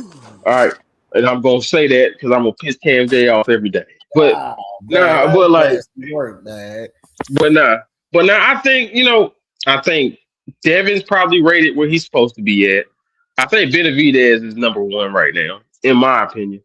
In my opinion, because he's destroying people. He's going up. He's making huge jumps, and he's doing it against good competition. And they're not the same fighter. One thing I'll take against the Usyk is he was fighting the same people over and over. And I understand you're like, oh, they're the best. I get tired of seeing that shit. You can't say that with Benavidez. Benavidez is fighting different competition, and that's something. And that's something to say when you're fighting different people. Like, and they're the best at their division. Like, they may not be number one, but they're not in the top. They're all in the top 5, top 10. So that's something. Then I would say I would have Shakur probably still number 3, but I would have I probably have 4. Then I have Inoue at 2 and Usyk at 3. Because Usyk, I think he's not going to fight too many people until he fights Caballero. I'm not having him higher than fucking 3. So that's just my opinion. Nakatani, he's off. You lost. You're off, nigga. Go find somebody else. And I think Boop should be up there. And that's just my opinion, because I think pound for pound is like, it's always been, if y'all were the same size, could he beat you? I don't know where we come from, where these accolades come in and all these other things. Always been, if this motherfucking skill set better than your skill set. Facts, bro, because that's what they're doing. They basically just accolade stat padding this shit for real. That's basically what they basically fucking doing, bro. Like, real shit. Who's a more dangerous opponent right now, Junto Nakatani or Sudo Ramirez? It's not that hard. It's not that hard. I don't know. Nakatani. I don't. Everybody knows. If you want to be real, 122 is not that hard. He's only got the 122. I don't think 118 is a crazy division. Yeah. 118 is not a crazy division. So let's be serious. Does Surdo have a knockout? The weight disparity in that, as far as that. Yeah, that's crazy. No, I mean, I can't judge that for real 100%. But let me ask you this. Yeah. Let me make it easier. Does Surdo have a knockout like Nakatani's knockout on Malone? I understand though where you're coming from though. Like I definitely understand where you're coming from. I've never thought Junto was in the top 10 pound for pound. Ever. Yeah. Hey, yo, salute. Y'all can hear me, yo? Right there. Some people, you ain't the first person I heard that from several people where they said they never really thought that Junto was really a top pound for pound type fighter for real. You know what I mean? And listen to me. I got some controversial. I don't have a problem with Navarrete being on the pound for pound list at number 10 because he's been up 3 weight classes. Ain't like he's been at 1 weight class. He's been at 3. This is his 3rd. He's a 3 division champion. I'm glad you said that. How many divisions did Naoya Inoue become champion at? What? He's from 108 to 22. That's what. The pound for pound list has no criteria though. Y'all gotta know. It's really no. It's just your skill set. It's always been your skill set. It's always, do I take your ass? If y'all was the same size, could this nigga whoop your ass? It has no. Hey, yo, salute. Y'all can hear me, yo? It has no criteria. Trust me. No, we don't want to hear you though, nigga. Shut up.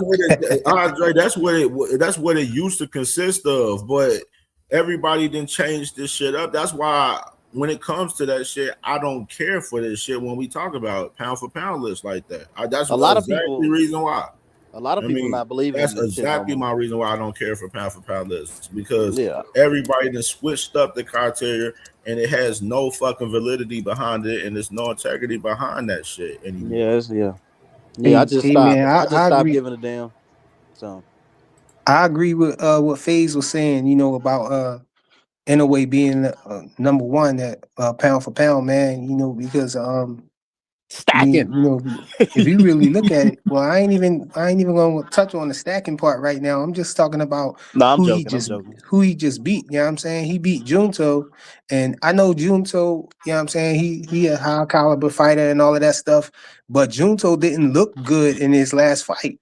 You know what I'm saying? His last fight, I feel like he got gifted that decision just because they wanted to see him fight Inoue. They wanted him to advance. He really lost that last fight, man.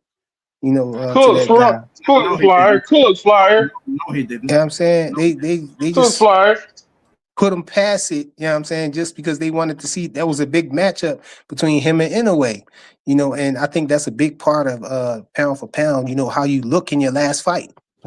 You know, Junto ain't belong on the pound for pound list, so Inoue ain't. It's not like he beat somebody that belong on the pound for pound list for him to be at number 1 right now.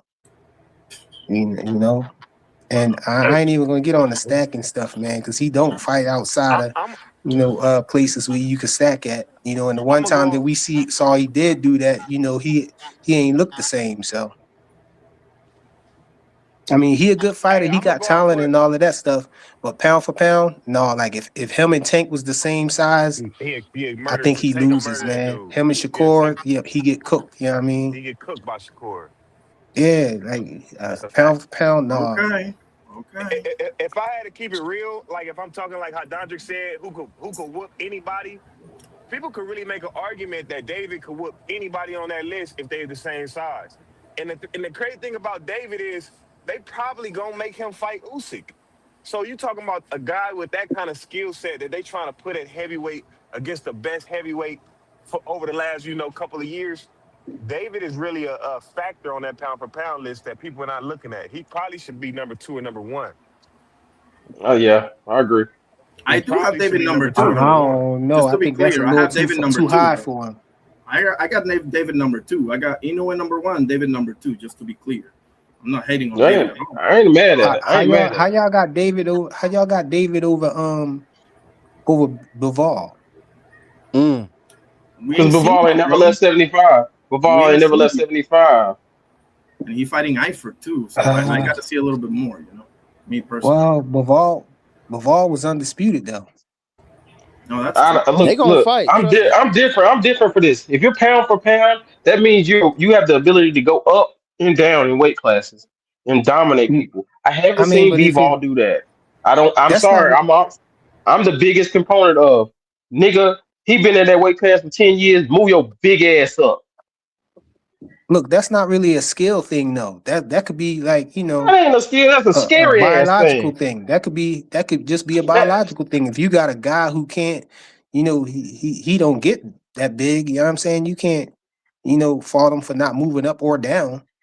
You know, at cruiserweight, you don't have to be. You don't have to be 200. You can be 190 pounds, and he's at least 190 when he steps in that ring. Now you're saying you want a smaller guy to fight a bigger guy. Man, no, Fly. I want people to fight. I want you to challenge yourself. It go back to this, Fly. If you think Bivol could beat any of them guys, if they was the same weight, then you put him up high. But I don't think Bivol could beat a lot of them guys on that list if they're the same size. Bivol got a high ring IQ, man, and he can box, man.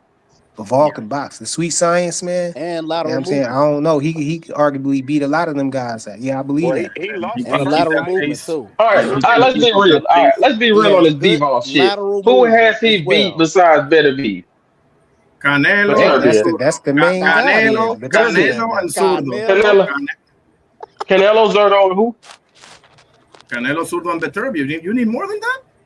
Yes. I mean, we want to throw Benavidez above Bivol for beating the guy who he already beat, though.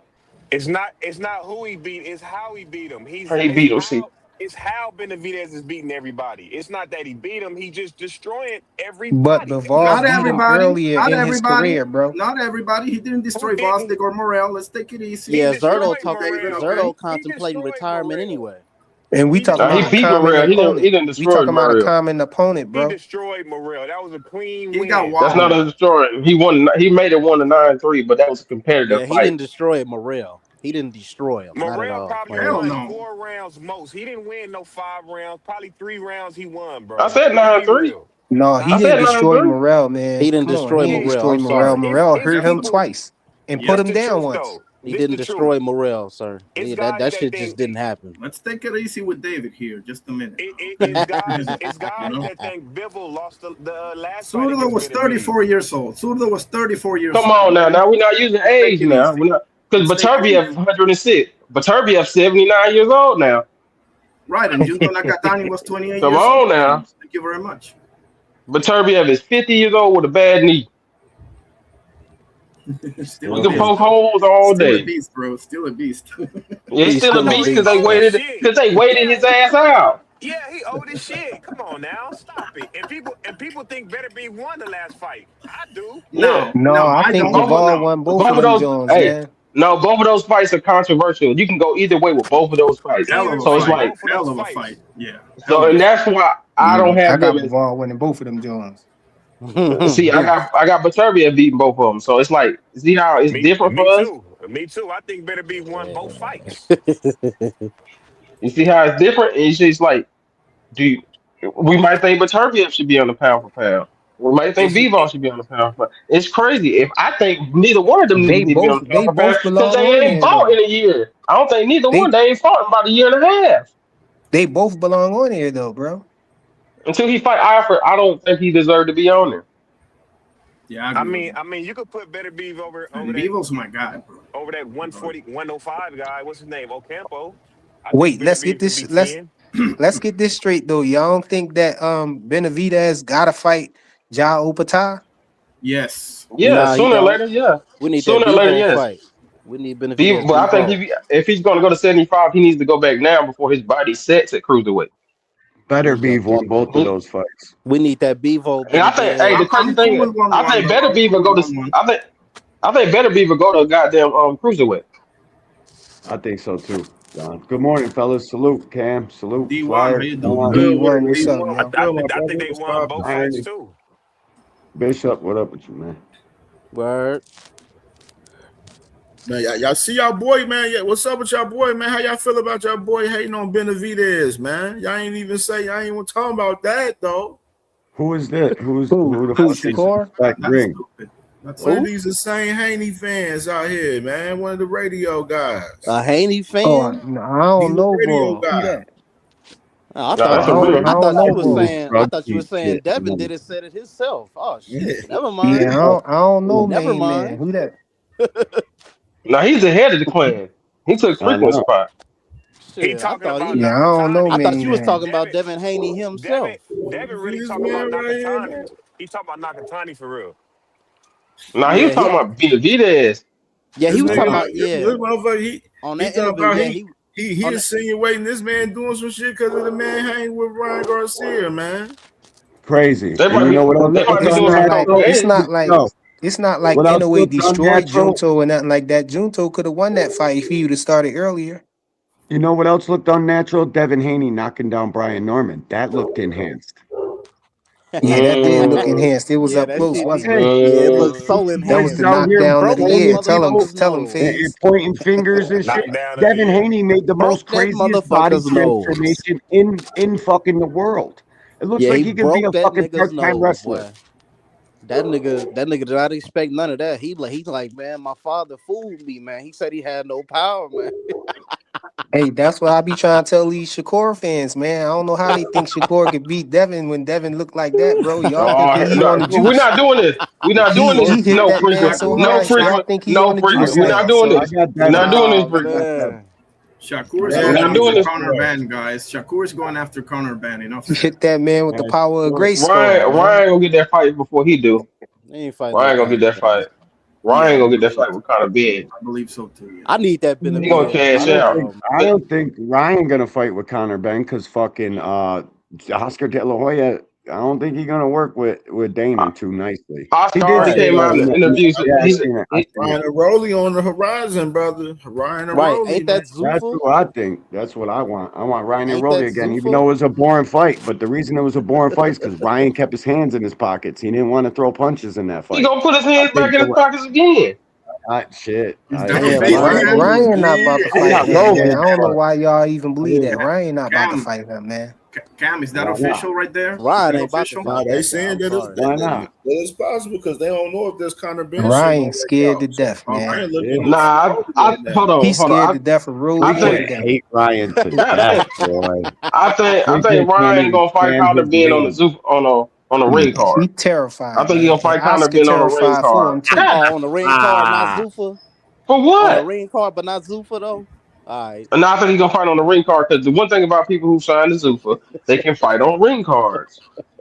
So I that's the heard they only way I signed can Eddie see it. Dos Santos. If So they you hear that, Cam? if Turkey sees fit, and remember that. Because But I think he can right see now, some. I think Turkey want to send them boys to Zuffa right now and had them fight under Dana White. he can get his money back though, fighting Ryan versus Conor Ben, and that didn't Hey, make some Cam. money. Hey, Cam. Hey, What's Cam, good? Oscar play that gonna get Clarissa a he Shields gonna get a video, man. restraining order on Rolly. Yeah, I swear, yeah, he definitely is. Like Devin He already better got one juice up, too. nigga. Devin already said. Devin said, "Do you want some of this?" No. Ryan better juice up. Facts. Facts plus facts. Ryan better Boy, what's juice up, crazy? nigga. Yeah, D1, what's I good, heard D1? Yo, bro, What I happened? gotta get tickets, bro, for that fight today. When do they go on sale, bro? They ain't say. I'm pretty sure they're gonna announce it today when they do the press conference today. So I'm Bro, pretty I sure gotta be sitting by the phone immediately. I'm grabbing 2 floors for that joint. Yeah, I'm pretty So it's sure it's at gonna go on 3:30, you sale said? this week. 3:30. 3:30 Yeah, today? yep, about 3:30. Yep, Today? yep. Oh, Yeah, it's gonna hell be yeah. on top ranked on YouTube channel. That dude. Because as soon as they say that shit, I guarantee you, bro. I was talking to strangers in Cleveland at the basketball game. Every single one of them knew who Abdullah Mason was. And then all the motherfuckers at the game's gonna be at the fucking fights. Like I'm telling you, this fight gonna be deep as Real fuck. shit, bro. That's a nice ass card. It's gonna be deep as fuck. That shit gonna be lit. I ain't gonna Hey, lie he to should you. do. He If I should ain't do the have a ring wedding walk. to go to, Hey, Yeah. Cam. He should do the ring walking like a I'll be Cleveland meeting a Brown lot of jersey, y'all there, man. bro. Man, I'm pretty sure Abdullah probably gonna pop out with some Cavalier Yeah, shit a probably. Cavalier The jersey or something, Cavalier man. colors That'd or be some shit hard. Yeah, probably. that's That hard. arena loud as hell, bro. That shit is hey, might as loud as well tell Brian to come walk him out, man. You know no what doubt. I'm saying? Tell Brian to I walk can't him out. wait, bro. Get that boy I Shador can't wait. Sanders jersey. Say Yeah, Shador Cleveland, this is Sanders. for you. Oh, if he Let bring me get LeBron. before Yeah, I he get bring out. LeBron. Let me get predictions for Worley and Dubois. If everybody, if you would, Donovan Mitchell. I got Dubois by I think stoppage. What you guys got? I do too. I got Dubois by You know stoppage I too. love Dubois. Dubois, my guy. Okay. Dubois, my Hey, Don't guy. know hey, about hey, I that. Faith. got Wardley, dog. Wardley gonna I don't smoke know him. about that. Hey, Guaranteed. We finally agreed on something, man. I'll bet Awesome. on anybody. I'll bet anybody. Hey, nah. See, you on the thing. Y'all think it's because he keep losing to goddamn Usyk that that That's a autism fact. Daniel awareness, Wardley nigga. shit different. Autism I awareness. don't know, Fees. I ain't too confident That's with a fact. It That's is a betting on fact, too, dog. Dubois, Andre. man, because we know he got quit in him, man. He got Yeah, quit in bro. him. And He be quitting Wardley and is stuff, man. I punching don't His know. different. orbital was It's broken, Usyk. It's guys. His Usyk. orbital was broken. Come on Usyk is now. kryptonite, man. You know Wardley Usyk is He might punching be a kryptonite, man. different, curve, man. guys. I don't know. Listen to me. Wardley is punching different. He's not. It's not like That boy anybody else's punching, shit. bro. No cat. What you think Dubois He's doing? punching, What and you he think getting Dubois better doing? every fight. On, He man. fighting Did you good see? Did you dudes. see? Crazy lately. Dubois, Building. Dubois knocked out AJ in like 5 rounds. Yeah, Come but on, Yes. AJ man. chinny, dog. AJ got a fucking chin, All a right, strong breeze to all knock him right, out. All all right. right. Watch. I thought. Hey, Hey, it's I just gonna be a hell saw. of a I fight. thought Warland. Hey, then we just see Warland getting his ass whooped for 12 rounds until he got a lucky knockout. And then he knocked out Joseph Parker right after that. Yeah, he just Yeah, that's First true. of he all, definitely Joseph Parker was on that cocaine. Joseph Parker was on that coke. That should have helped Yeah. him not get knocked out, though. I got If he was on that. Wardley, bro.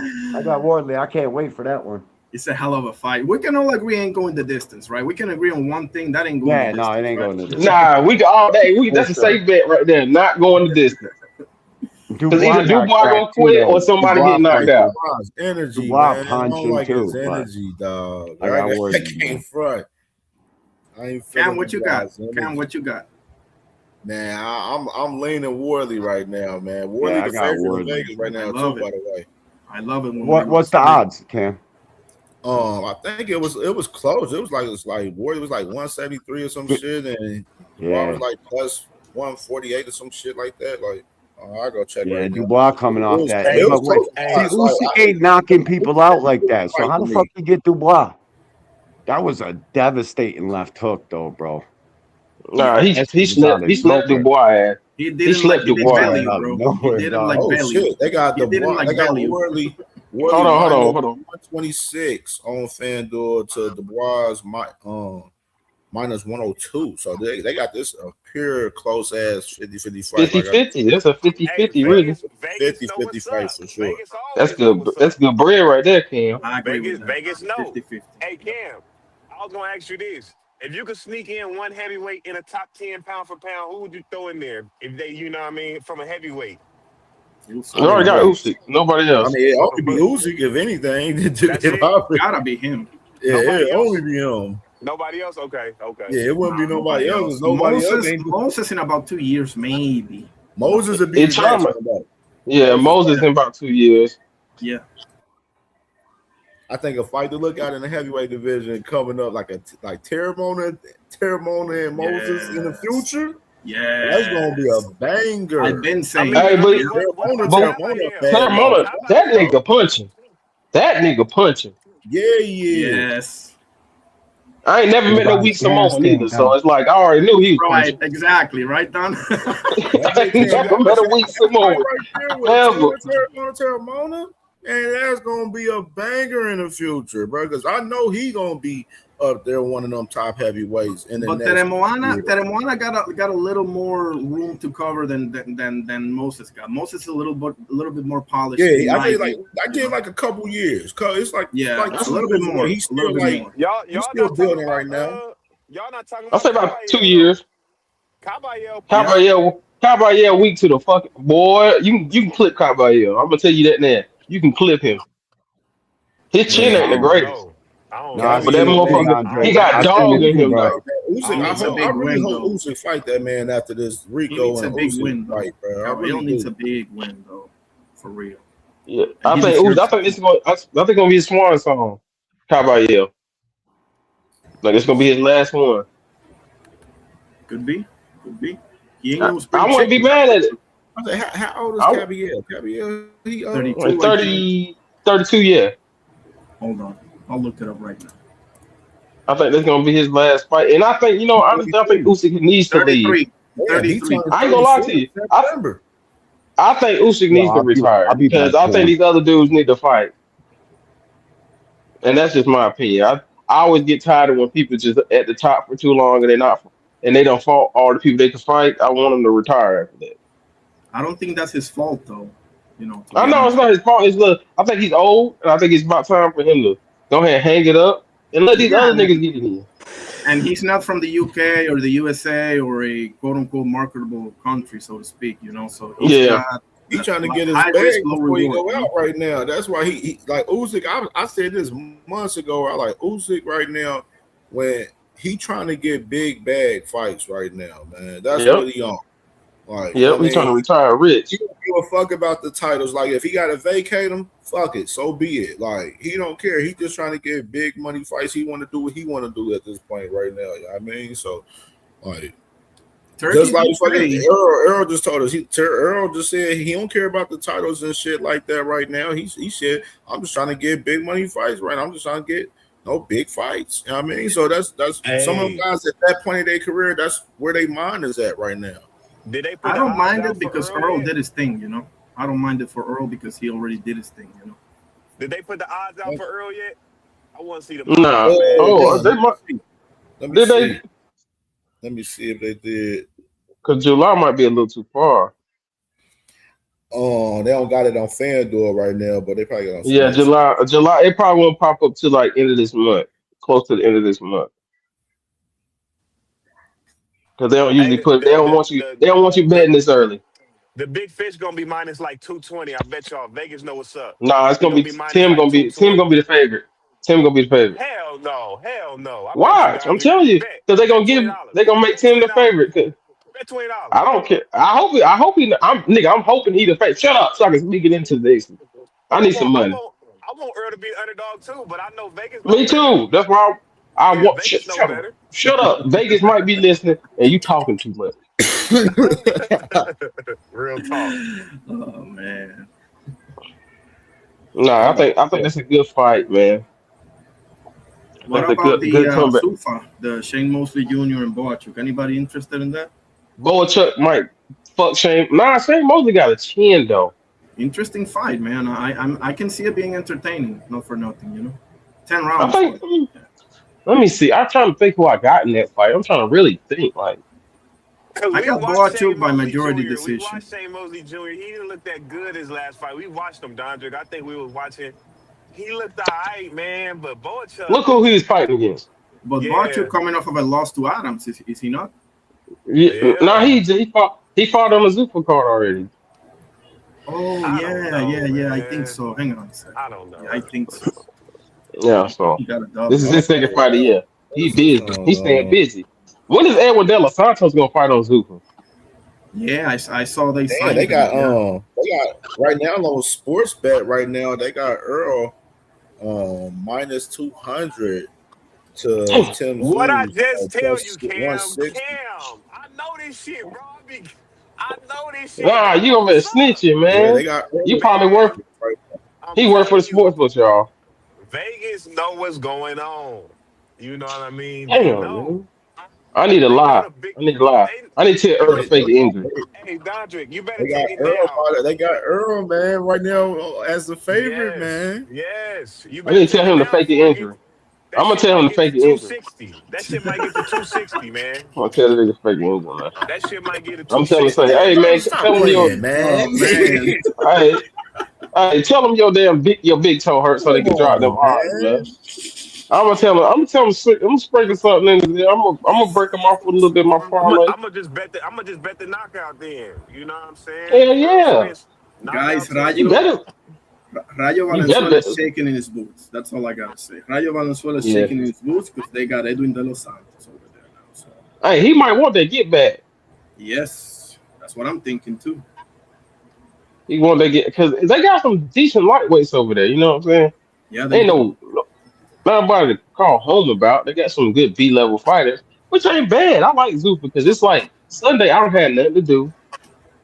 I'll be ready to watch some boxing. Yeah, I'll be watching I this shit. appreciate that though. I appreciate that it doesn't conflict with Cam, you like those fights. You like those fights, Cam. You a boxing fan. Oh You like shit, those we fights. support some of Zuffa the up fights here be on cool. CamJNetwork. We cover the fights. So, we watch everything, man. Pro box, you know what I mean? Salita, yeah, me too. You know what I mean? I love it. And of course, I said we and my brother Champ Ross Fantasy Boxing League. You feel me? I love that guy. I was number 5 this week. I was 5, man. You know what I'm saying? We trying to come for that top. I was at the bottom, bro. I lost all of my picks. I'm the worst Lucero, picker ever, bro. Nobody. Lucero's a bum. I was 14 is a bum. 16 picks this week. This past week. Lucero fucked up my whole 4K parlay, man. Everything else. In the fantasy league, I was the only one out of 63 people to pick Flores over Lucero. You know how mad I was when I picked everything right and said that shit, bro. That's my friend, CamJNetwork, right? The only one. And I was telling y'all on the channel, I was like, man, I upset alert. I got Flores over. Yeah, he picked that shit. As soon as he said that shit, I said, this nigga right here, bro. As soon as he said some jinx shit, I like, this nigga took my money, bro. Hey, what y'all say about Cam? I said that shit Friday and Saturday on the show last week, bro. Like, bro, this is hilarious. One thing I can say about Cam got a high boxing knowledge about all the fighters.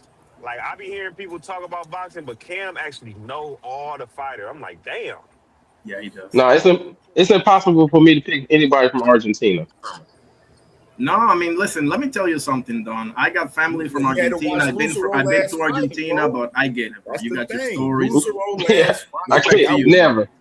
It's never forever. It's gonna be up for life. I get it. It's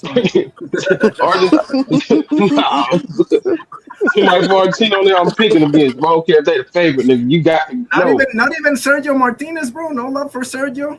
Not even Oh, Sergio. oh, don't get me started on Sergio. Really? Oh man. Nah, I like Sergio Martinez, but he's from Argentina, so guess what?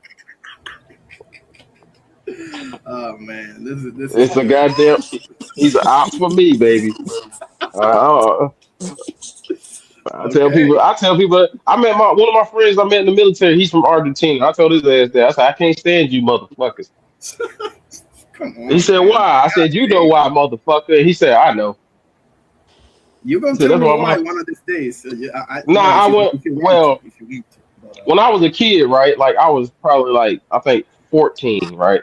And I was boxing. And you know, we had the international tournaments and stuff. But we had some people come over here to train. And one of the dudes was from Argentina. It was like what dude in my weight class. And 132. And so he was down here. So boom. So we training, we cool and stuff. So we can say, hey, y'all got a spar today. So I'm like, hey, I'm thinking he cool. We friends and shit. So boom, we sparring and we know you're not supposed to go hard. So I'm only giving him about 50%. This motherfucker walls off and hits me with a hook with 90% of his power. And I'm like, what the fuck? So like, boom. First of all, the coach said, hey, chill out. So boom, he chilled out. He did it again. So I'm like, all right, motherfucker. Boom. So we in there brawling now. So the coach said, we're not even gonna break it up. So boom, get through our sparring, and he's like, and he looked at me and he said, and he called me a nigger. I said, huh? And his coach looked at me. I said, his coach like, no, don't say that, don't say that. I said, no, say it again, bitch. So ever since then, it's been up. It's been up ever since. He said it's been up ever since. Okay, I mean, okay, listen, I'm not about to tell you, how you should react to anything, but I mean, I've had it. I've done some sparring too. I've done some sparring too, and that's kind of expected, I've done some sparring too, and people will go hard without even because some dudes just can't. I'm not saying that's him, right? But some dudes just can't go back like that, for whatever reason. And that's No, he did. No. It would have been different. It would have been different if he wouldn't have sparred the one of the white boys in our camp, and he sparred him all nice and shit. But he always went hard on the black fighters. Okay. Well, So it wasn't like me. It was just I thought me and him was cool. So I thought he was just going crazy because other people was just he wanted to show people he was big. But me and him was cool. We were talking stuff. I was asking him about Argentina and stuff. You know what I'm saying? Then next thing I know, this boy. Yeah, I'm tell you this now. When he came back to the gym the next week, that sparring we gave his ass, he want to come back. Straight doghouse. That's fine. I mean, listen, we all got our experiences, so respect to you, man. There's some Argentinians on the internet that were talking junk too, and they was being racist. So then it was really up like forever. He said it's really up, man. Every community has their idiots. I don't think. I see that, but I think one of my homegirls, one of the guys I went to college with, he married a girl from Argentina. She was the sweetest girl I've ever met in my life. Like, don't get me wrong, I don't hate everybody in Argentina, but I hate everybody in Argentina. I hate everybody in Argentina. So okay, that's fine. But I'm just joking, bro. I don't hate everybody. I just don't like them in boxing. Like, ever since that day, nah. Ever since that day in boxing, I got to pick against you every time. Just because every time I remember getting hit with that damn hook from over top of the goddamn ropes. Motherfucker hit me so hard I had a concussion. That's what it felt like. I can't forgive him. I didn't get y'all opinion, man. Y'all hear what I was talking about? As far as WWE and TKO, far as them cutting the budget, for fighters and everything. I mean, for us the wrestlers. Yeah, I mean, Go ahead.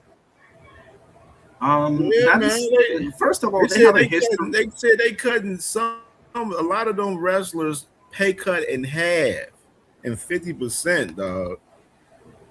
I mean, that's the trend though, but you gotta understand that's a common practice in business. Come in, You pay them over, and then you come back and you start cutting because that's not really in your business model.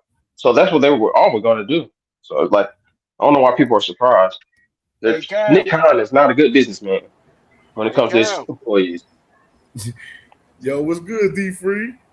Here come Hey, D I just Free want to I want to give you an update. I went to What's Law the word? Boxing Gym. I went to Law Boxing Gym. Oh, oh, yo, Oh what's good? shit! We gotta hear Oh this. We gotta hear this. sources, We gotta hear this. sources. We what gotta I hear this. what I want to say is I didn't have his last name, so I heard somebody say Robert. So I said, did y'all have anybody by the name of Robert that used to box here? He might go by a code name like Boxer Hatchet. They was like, nah, I never heard of that before. I said, you never had anybody by the name of Boxer Hatcher or username Boxer Hatcher or something like that? They were like, nah. So I'm not gonna say he didn't box there, but the only name that I had to go by was Robert and Boxer Hatcher, and they didn't have any record of it. Go next time. Go back up there and say Robert Keyser. Okay. Okay. Robert Keyser. All right. We try to see this man. See if radio hackers declarated amateur background right here, man.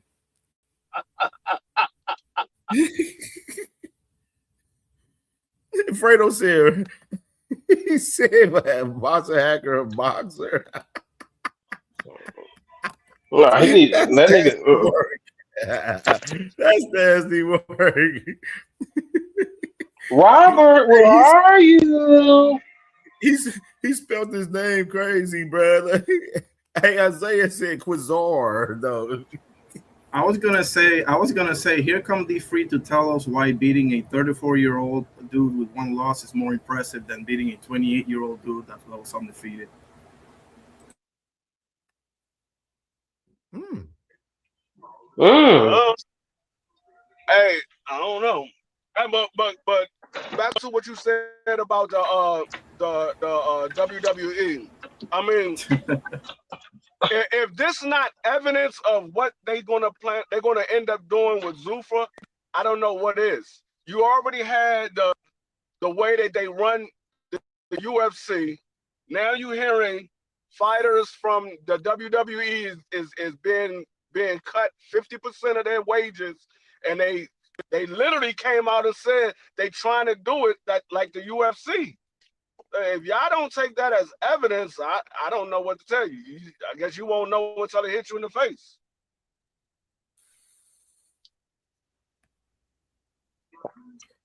Some people just don't care. You understand? Like some people just want the fights and they don't care what happens to the fighters and what might happen to the actual layout of boxing.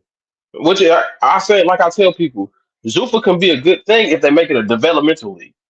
If they say they're gonna rehab fighters and keep B class fighters or try to bring fighters up from the amateurs and build their own star, that's cool. But stop saying you're gonna take over because we see what you're gonna do. You're gonna undercut the market.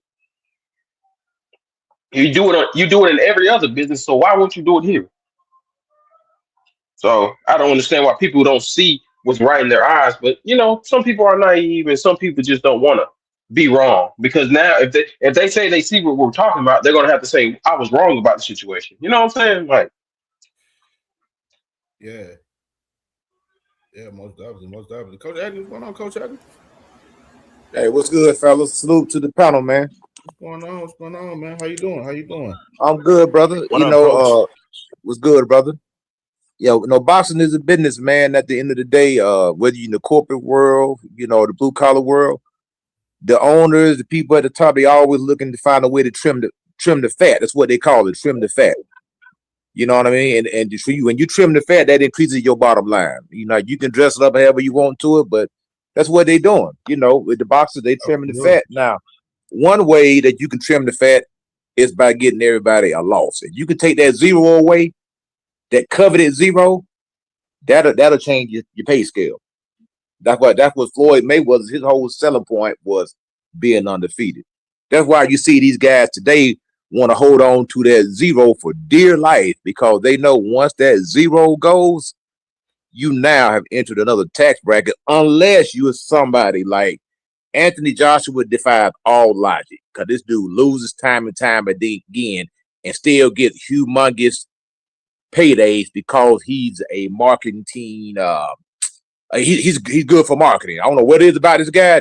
This guy will lose, and then the next be his freaking biggest payday after you done took a couple losses. And then that thing about it, that dude lost it. That dude lost to Andrew Ruiz, and then got paid one of the biggest paydays his very next fight when he fought. It's kind of like that with heavyweights, though. It's always been like that with heavyweights, though. Yeah, AJ King in the UK though, he's still that guy. He definitely, and that's what it is, man. So a lot of these guys over here, man, you know, it's like I always say. Y'all probably heard me say this before. Boxers come a dime a dozen. That's what my trainer always told me. That say don't never fall in love with a fighter, and boxers they come a dime a dozen. Who else is big from the UK like that though? Like just as big as AJ? That's a good question. Conor Ben, maybe. Ain't Conor Ben that popular? Nah. Not as AJ. No, not near. Nah, it's not the same thing. I don't think anyone's like really like Tyson Fury. Yeah, that's the best bet. Fury. Oh, yeah, Fury. Yeah, he do got a crazy fan base. Fury do got a crazy fan base. But then it is. I mean, Nick Ball got a lot of fans, but not that much. You know, I wouldn't say that much. But he does have a hell of a fan base. Nick Ball does. I mean, it's kind of like Hulk Hogan, man. Hulk Hogan wasn't the best wrestler, but he was the most marketable. Yes, exactly. You know, so that's at the end of the day, it's about making money. Can the powers that be make money off of you? It is what it is. You could be the greatest boxer ever laced up a pair of gloves, but they can't make no money off of you. They're like, well, you good, but I can't do nothing with you. You know what I mean? Coach, I always knew Hulk Hogan was a limited wrestler. You know what I mean? Hulk Hogan was a limited wrestler. You know what I'm saying? Yes. Yeah, but he had marketability, and he had the crown. He got the push. He had the crown. You know what I mean? Yeah, the whole Hulkamania. It's just like the rap game. Some of these dudes that come out, they trash rappers, but they get promoted, and people think they great, but they're really trash. Yeah. Marketability is the key to being a star anywhere. Ben Whittaker right now, man. Some people think Ben Whittaker, man, ain't that guy for real. How they marketing him? Let's be real. UK fighters ain't that good, man. Damn, you just shit on I'm the sorry, UK. man. Damn, we just gonna keep sugarcoating shit. Damn. What about that guy that Andre Ward fought? I'm not sold on Ben Whittaker. I love the UK. I think he had some good attributes, but I need to I need to see him in there with somebody with a heartbeat. From the UK. Fight, his biggest fight, the biggest fight Andre Ward had. Kovalev. Is he from the UK? No, Russian. Okay. No, Russian. My bad. Russian. Carl Froch to me is the only, if I'm not mistaken, is the only one, because I don't think he fought Nigel Benn or Eubank Senior, right? Yeah, He fought Carl yeah. Froch. The UK do love Carl Froch for sure. Yeah, the Cobra. Lennox Lewis was that nigga. You know what I'm saying? Yeah. Yeah. Nassim Hamed was that dude as well in his time before Bahrain. I got mixed feelings about my saying, bro. I ain't gonna lie to you. Damn. Yo, but I see they because of the Kevin Kelly fight. Because of the Kevin Kelly fight, Don. Yeah, that's exactly why. I get it. Nah, hey, panel, hey, coach, don't think Canelo gonna be in Billy. Nah, I think it's a wrap for him, bro. I think he gonna lose, man. No, that's a layup for him. I don't think Canelo, so. I don't think so. Canelo never struggled with punchers. I don't think he's going to win that fight. I think he's going to win it. I think because Billy's too easy to be hit. Exactly. The reason why I got Canelo losing that fight, because I don't think that Canelo is going to be able to keep up with that pace that Billy is bringing. That pace is relentless from the time the bell rings to the time it ends. And not only that, I think that Canelo doesn't have the power to bother Billy. No. I seen this dude get Lesser Martinez punch on this dude, and the dude kept coming. He kept, and I think Lesser Martinez is a bigger puncher than Canelo. Consistently bigger. Like Canelo he loads up on every shot, but Canelo can't. His stamina, his gas tank is trash. Especially the older you get, the more trash you get. I think when Billy comes out and Coach, jumps on that dude, it's a wrap. And yeah. I know you want to see Y'all ain't see Canelo that? get On that I fight never right seen there, Canelo Coach struggle Eddie. I with a like puncher, that. guys. I never seen Canelo struggle with a puncher. Never. And Billy is ass, man. Canelo gonna cook that dude. Damn. Yeah. And Damn, hold he on gonna now. cook him. Ass. He might stop at Damn. Billy. Damn. He might. Nah, but Canelo's 36 years old too. He's old. He's an old fighter. He's Is old, it Billy brother. from Argentina? No, he's from Africa. He was from Argentina. I was gonna say he was definitely gonna lose. Canada. Isn't he from Canada? Yeah, I think his homeland is Africa, but he did move to Canada. But I mean, the reason Canelo, man, he's old. He's an older fighter, man. I mean, he's not the same guy. This I dude just is. never see Canelo struggle with a puncher. I've never seen that. Not even But once. you ain't seen Canelo. But you ain't seen Canelo at 36-year-old either. No, I get. I seen him, but I seen him Billy have a problem with Deverenchenko with one arm. Deverenchenko, he's a handful of everybody. Deverenchenko gave everybody fits. He would have gave Canelo fits. You got to remember, Canelo's not a one-punch knockout guy. The dude has a 60% knockout rating. So the myth, the legend, we recreated this guy. I didn't. I always thought I didn't, but most people thought this guy was like Julian Jackson or Jerry McCullough. He's not. He's a 60% knockout. He's a good puncher. He's not a devastating one-punch knockout guy. He isn't. No, he's not. He's Now, not. the way that I feel about Canelo, the way that I feel about Canelo is the way Don feel about Argentina. They Just to said be you don't clear. like But Oh, the reality yeah, is, I never see Canelo struggle with a power puncher, not even once, guys. And Triple G is way more than just a power puncher. Okay, I'm talking But about how many years ago was that though? How many years ago?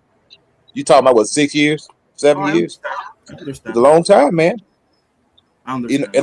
And I'm gonna tell you another thing too. What I noticed, Canelo no fighter likes to get hit, but he's not willing to take those chances anymore. I seen it in the Skull fight. I seen it in the Crawford fight. That's what happened when you got millions and millions of dollars in the bank. You're like, man, I don't need this. I ain't taking this type of punishment. I'm not taking this type of risk. I don't know about that Skull fight, man. He didn't want to run in. He didn't want to run in. No, he didn't want to chase that nigga because you can't cut off the ring. I give you a power puncher Canelo struggled with. He struggled with Edgar Berlanga. He walked Edgar Berlanga, but he could not get him out of there. But I wouldn't say I don't think he struggled. I just think he couldn't knock him out. Yeah, exactly. I think Edgar gave Canelo too much respect, bro. But that's a good point, D3. That's a good point. And now you go back and look at the Canelo John Ryder fight. Now Canelo won the fight, but John Ryder put a lot of pressure on Canelo, and he made him work. And the thing about Billy, he's going to make Canelo work. I think Canelo's going to get tired a lot faster than he usually does because of the pace that guy's bringing. He's young, he's hungry. I like him, and he's emboldened. And the reason why he's emboldened because he just seen a welterweight come up and beat Terence Crawford. I mean, I'm sorry, he just seen a welterweight come up and beat Canelo. That will embolden you, bro. You be like, what? He can do it. I can do it. And then Canelo gonna sleep his ass. I believe so. I believe it's just when is the last time Canelo slept anything? When is the last time Canelo slept anybody? I'm just asking. I'm asking the question. I'm asking for a friend. When is the last time Canelo slept anybody? Probably planned. Not slept anybody, but he gonna knock him out. 2021. Caleb Plant. Canelo is not the big star that he once was anymore. Nah, he's not. That's a fact. He don't have the head movement. That's why he walks in the high guard, because his reflexes are shot. And he don't have the head movement. I've been around this game a long time. I know an older fighter when I see one. He's an older, diminished fighter. He's still good, but he's not what he used to be. He's diminished and he's older. His reflexes, that's why he comes with the high guard. It's easier to walk forward the high guard than to move your head and slip into something. Because you can slip punches, you can slip right into something. So guys, that's what goes. Fighters start losing their reflexes when they get older. So they walk forward in the high guard. That's the Ali did the same thing. Roy Jones did the same thing. They stopped moving around and they start walking in the high guard. Canelo reflexes are shot. He's an older fighter. He's diminished, and I'm telling you, Billy's gonna beat that dude. Man. But let me tell you now, this, Eddie, is that the reason why this is interesting? The last person Canelo knocked out was Caleb Plant. That was the last person he knocked out, Caleb Plant. He hasn't knocked That's a anybody fact. out since then. But when is And the I'm last time? When is the last time a guy uh stood in front of Canelo and really fought him to the nail like that? Nobody has fought. And Billy, Triple basically, G. what I'm saying is, and Billy's basically going to give Paul Canelo Crawford. exactly. And, and, nah, and, Crawford. and, and, Terry and Crawford Billy, moved the whole time. Now he No, did not stay in front of him. Jaime Triple G. Munguia. Jaime Triple Munguia was G, the guy guys. that stood there and Let me fought ask y'all with this. Canelo. If And He fought a he lot and of hold fights. on. That Munguia fight, Is he he let punching like Munguia that to where live. he can stop the Canelo? Because Canelo, we know Canelo got a granted. granted chin, Definitely. Yeah. granted chin. But let Now, me this say is the this. only reason why this is even an interesting fight, right? We don't disagree with that, Eddie, do we? Like, the only reason why this is even an interesting fight is because Canelo's a shell of himself, because Prime Canelo and Billy is a layup for Prime Canelo. I don't think we He a disagree. layup now. Let me tell I you. believe so too. And, Yeah. and Billy is going to give Canelo a chance to land his best shots over and over and over and over again. You see, Berlanga was on the outside. He really wasn't trying to just get in there and mix it up.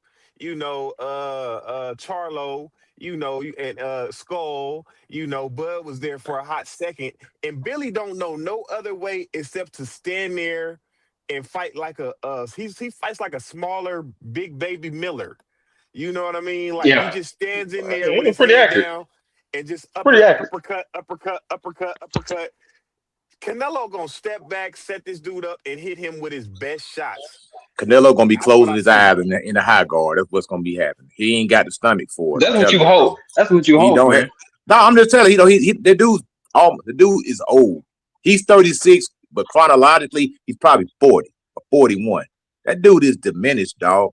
You gonna see, man. He's not gonna be able to keep up with that pace, man. And I think in Billy He's in not. that Lester He's fight, not willing to I think pull they took that it out trigger of him. anymore. Hey, Coach But you Eddie, know what Aaron happens when Krabs fighters says go to a hating war? Coach Eddie. He said stop the hate, Coach Eddie. Nah, keep that hate alive, Coach Evie. Keep I'm that hate keeping it alive. being, man. That dude is old. He's an old fighter, man. I mean, think about it. He is an Most old fighters fighter. that are retired by the age of 35, they're considered grandpas in boxing. Dude, Canelo is an old fighter. The dude been fighting since he was a teenager. Dude got 21 years in the game. This dude is old, man. He's an old fighter. And you know what? Legends die hard, bro. I know. I feel you, bro. I feel your pain, but legends die hard. But the facts are, this dude is an old fighter. Don't think he need a little bit of that age. Hey, y'all don't think that fight with Lester ain't take nothing out of Billy? Y'all ain't take nothing with Lester and Billy fight? I don't think, and Billy cracking like that. That's my thing. Like, Lester Martinez would give Canelo all he's looking for too. Them boys is young, man. This is a young man's game, dog. To me, the I'm gonna two be that can honest give with y'all. If Canelo. y'all look it's at like all of the top 50-50 level to me, for fighters, real. I can't even lie. I look at all of the top level fighters. How many of those guys got 70 fights except for Canelo? How many of those guys got 70 fights? We gotta take that into consideration. Canelo got 70 fights. You ain't and a lot of those fights were some wars. Yeah. A lot of those fights were some wars. Triple G especially. But the Triple two G guys, was a in my tactical opinion, war. He didn't get beat up by Triple G. It was like tactical. It wasn't no war. I agree with that. But to me, the two dudes that are most dangerous for Canelo right now are Iglesias and Hamza Shiraz. Do you guys agree? Oh yeah, those guys knock Canelo out. They put him to I sleep. think Shiraz overrated. I think Shiraz is very much overrated. I think Shiraz is Iglesias is the truth, though.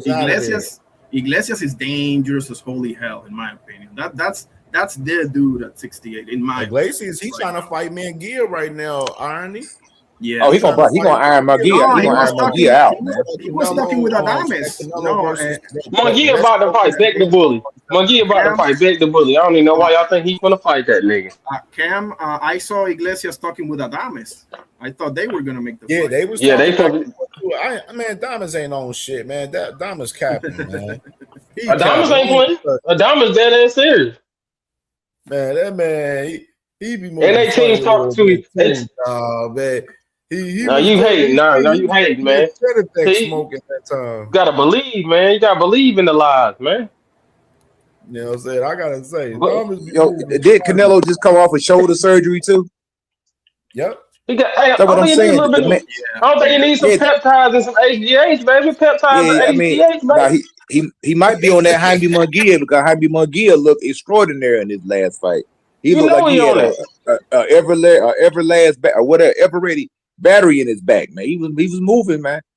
He was doing his thing. I give him credit. You I didn't already know expect them him to. boys off their juice. Yeah, I don't know, Juice to man. the I gill. could be wrong. I've been wrong before, man. I just think Canelo.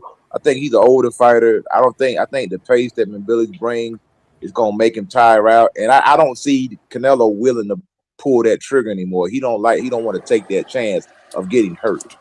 I've seen that. Like Yeah, he ain't that good he anymore. he didn't go after Crawford. He basically Yeah. waved the white flag in like the 8th round and just conceded. I'm just gonna make it to the end of the fight and not get knocked out because the dude's just too good. He conceded. I seen him concede That's in the 8th round. that's a real nigga. That's a Yeah, real nigga. yeah, he conceded. He gave it. He You waved the talking white about flag. Crawford though, man? You talking about Yeah, he ain't Crawford? that killer Hey, anymore. what about We coach? You talking think about budget. Bud should be you think Bud should Hold be on. Okay, hold on. I want to bring some perspective to it real quick. Okay, if Canelo was who he's supposed to be, there's no way in the world Crawford should have came up and been able to beat him. Now, do you think that Crawford would have came up and beat a prime 168 Andre Ward, one that just came out of that Super 6 tournament? Absolutely not. He I don't don't beat know. Andre No. Ward. I don't know. I He don't But know. doesn't. He I think doesn't. Terrence can beat Billy. I think Terrence can beat Billy. It's a hard That's fight a for Crawford. fact. Hard fight for Crawford. Hard fight. No, it's I not. don't. Nah, I No, don't easy, think no, it easy it's is. fight. not. No, I it's Easy don't I fight. not. don't understand think it is. how long you been Crawford watching stopped boxing, him. man. How Crawford long you been stopped watching boxing? Billy. My No, whole life. Stopping Billy. I it's a boxed hard too. fight, bro. It's a hard fight, man. I think it's a I hard promise. fight, but I think There's we nothing underrated. easy because did Crawford stop Madrimov? No, No, it's a hard fight, man. There's no Did once you get Madrimov to a stop certain that level. fight? we Come on, agree. We man. agree with Nobody you. Ain't stops nobody saying Madrimov. we just picked the other guy. Don't yell at Now, me. I think Virgil couldn't Take it stop easy. Madrimov either. Don't yell at me, old man. I'm Nobody sorry, stopped sir. Madrimov. Sorry about that, brother. My bad. Virgil couldn't stop Madrimov either. Nah, I just think, man, Billy. I think he's a hard out. He's kind of like a No, he ain't. He's like a Joe Frazier, man. He's like one of those guys that's gonna Oh give you a my tough God. fight, man. Don't Oh my disrespect God. Joe like that. That's Don't I disrespect mean, my I mean, man, I'm bro. not saying he's on the same level, but I'm talking about that pressure, man. Like some people do Yeah. good It's constant. against It's boxers, constant. man. But if you start putting a Yeah. lot of pressure on guys, man, and this dude don't never get tired, and you hit him with your best shot, and the dude just keep coming, you can't keep him off for you, and he's swarming you, and he hit you with elbows, and he's forearming you, and he's using his head. I mean, he's a tough customer, man. Him or You know Yeah, what I mean? he's a ruffian now. He's a ruffian. Yeah, Billy or he's a tough Sherrod? customer. I ain't saying he's the most skilled guy, but if you're not in shape, he's gonna beat you, bro. You got to Yeah, be he in gonna take tip-top that. shape to fight that dude. Him versus that's Caleb Plant worst nightmare. And Billy gets slapped by Hamza Shiraz and Osles Iglesias. I stand on that. Man, look, why y'all think so much of Hamza Shiraz? Especially Iglesias. Shiraz gotta show me something. I give you And I that. gotta see what type of chick. Shiraz, he's a good puncher, man. Dude, man. He's a big guy, too. Canelo, Man, Adonis whooped his ass. He did. He got robbed. He That's true. did. That's true. But Iglesias, whole different animal. Nah, But he's the one. Dondrick, I'm saying Adonis could beat Mbili. I'm saying Yo-Yo Mhm. Hernandez could beat Mbili. I think Lara could beat Mbili. Man, Lord, get his old butt slept, man. To the old folks home. Lord, too old, man. Stop disrespecting my granddaddy now. Stop disrespecting my granddaddy like that. Nah, he probably got there put Lord to sleep. Lord He put Lord 42 to on sleep. paper. He's 42 on That paper, nigga- so that means he's really about 49. Cause you know them Cubans be lying, man. Exactly. Like Frank Sanchez. That nigga is the oldest 30-year-old I ever seen in my damn life. Hey, letting Laura Billy beat the brakes off of old man Laura, man. Laura be sitting up in old folks' home when you get through with that dude, man. Man, yeah. Keep him away. Now, do you guys want to see Mbili and Lester rematch? That's what I wanted. That's what I wanted. For some- That's what I wanted. That's the fight they should have made. Nah, I wouldn't do it though. If I was the handler, I don't do it unless a lot of money on the table because those dudes went to war, and we gotta fight. We gotta get some millions this time, bro. If we gonna do it again, Yeah, for real, bro. because And them dudes went to war, bro. You don't That say was a no good to the fight. Canelo back, so I don't mind him Hey, taking the hey, Canelo coach. back, you know. But he Coach, got to you do you better. What y'all think about Munguia though? What y'all think about Munguia? Trash. He How do look y'all good. He rate look him? good. He look good. I ain't gonna front. He look Trash. good, man. Trash. I mean, his last fight, he looked good. I ain't gonna put that in past. He look good. I He got looked good Munguia. He against a looked good, trash but fighter. I see he gasses in the middle of round. Hey, Munguia, Like Bruno Sora's still waiting for that third one. Just saying. he gasses in the middle of rounds, and I can see that where like if he fought the wrong motherfucker, he gonna get his ass whooped. It's an accident waiting to happen. We don't know. Yeah, Yeah, I think he so. don't look like What y'all think he about want to now? fight that Now, never as fight long as anymore. if men caught up in the moment, he gets color. So, have You better breaking up? home. You breaking up, coach? I'm saying.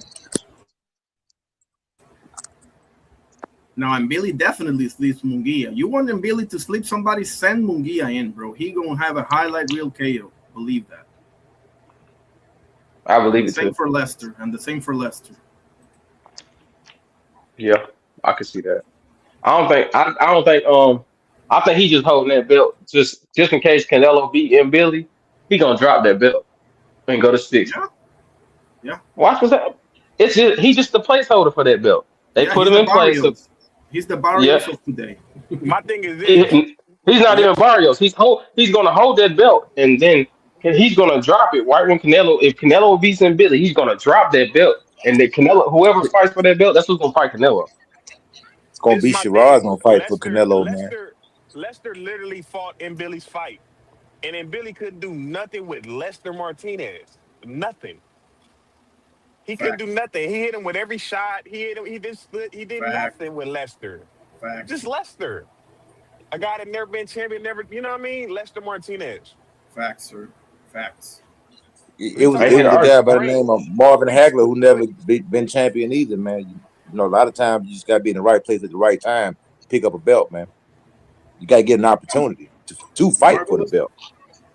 Look how long it took Marvin Hagler to get a shot at the title. Yeah, That's because what they I'm robbed saying. him against Vito Antuofermo. Yeah, you know what I'm saying. So a lot of these guys they get these title shots because they're in the right place at the We right not time, talking but they about got. Lester and Marvin Hagler, man. We talking about Lester Martinez. We not talking about Marvin. Come on, man. We talking about getting title. We talking about getting title shot.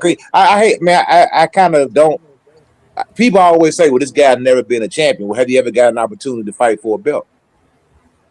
You see what I'm saying? Because the sanctioning bodies will allow guys to move around, duck guys, get their mandatory. So a lot of guys say, "Well, you never been champion." Well, I never got a chance to fight for a belt. You know what I'm saying? So that's like a talking point to me. A lot of these fighters use that as a way to duck smoke. Oh, you never been champion, so you don't deserve a fight. Let me go fight this dude. You know what I'm saying? Keep it a bean, bro. Yeah, like Floyd was also never a champion until he got the opportunity to fight for a championship. You know what I'm saying? Like I agree with you 1,000%. Yeah, that's stupid. That's. But Floyd was whooping ass. The only reason most people know who Lester is because he trained with Bomac. Other than that, people don't know who Lester was like that. Marvin Hagler was whooping ass. It's a difference. Definitely. It's a difference. Well, I think they know who he is now because they put on a great performance on that undercard. Lester and Billy. They put a great performance on, man. That was a good fight.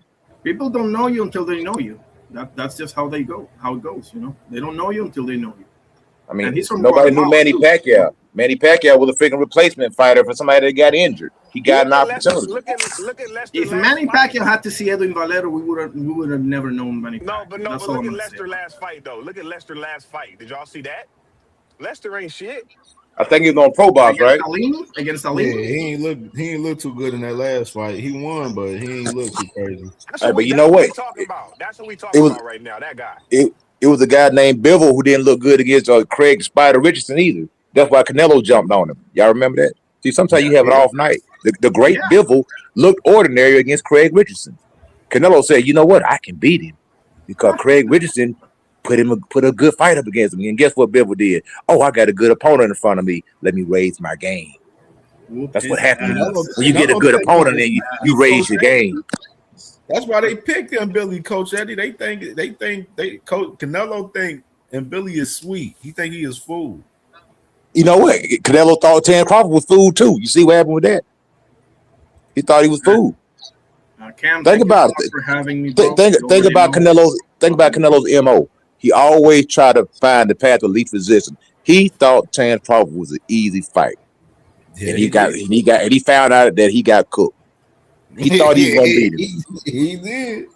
Hey, fellas, I appreciate you all. Cam, thank you Salute, for fellas. having Salute, me. fellas. Yeah, let me go and close it out, fellas, because I gotta get Eddie, up out of All here, right, bro. y'all. All right, Face. y'all. All right, bro. Salute, man. Yes, sir. Salute, fellas. Salute. Appreciate y'all.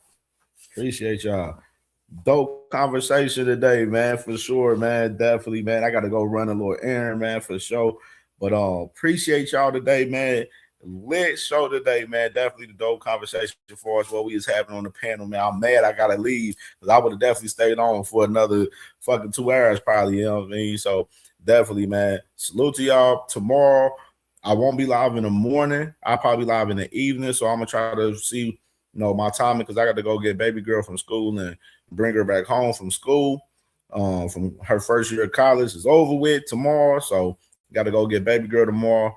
But I'll let y'all know. We'll definitely be live Thursday and Friday, though, for sure. You know what I'm saying? We definitely going to be live, active. And then, of course, Saturday, we got the Best from Ohio boxing show Saturday. You know what I'm saying? We're going to be live in the rec Saturday, man, with all of my guys from Ohio Saturday. So definitely we're going to be lit. Tonight, now, I do want to say and give note, Jag Queen Boxing, she interviewing the Grandy twins tonight.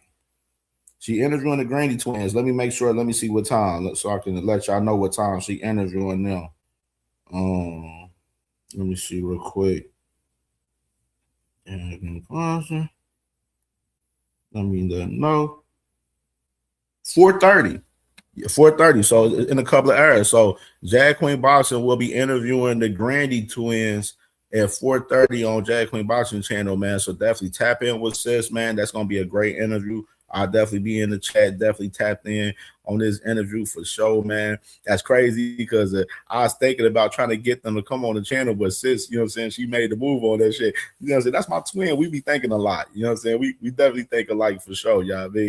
But yeah, I don't got it right now, man. I'm gonna show it tomorrow, man. I don't got it because I took it out of my string yard earlier, man, when I was getting this show ready earlier. Yeah, I did take it off. Yep, I did take it off. Yep. So yeah, man. Salute to everybody, man. I'm gonna see y'all later, man, for sure. Jag Queen Boxing, Grandy Twins conversation later on her channel at 4:30, man. Tap in for sure, and we'll see y'all later, man, for sure. Appreciate y'all, man. We out of here.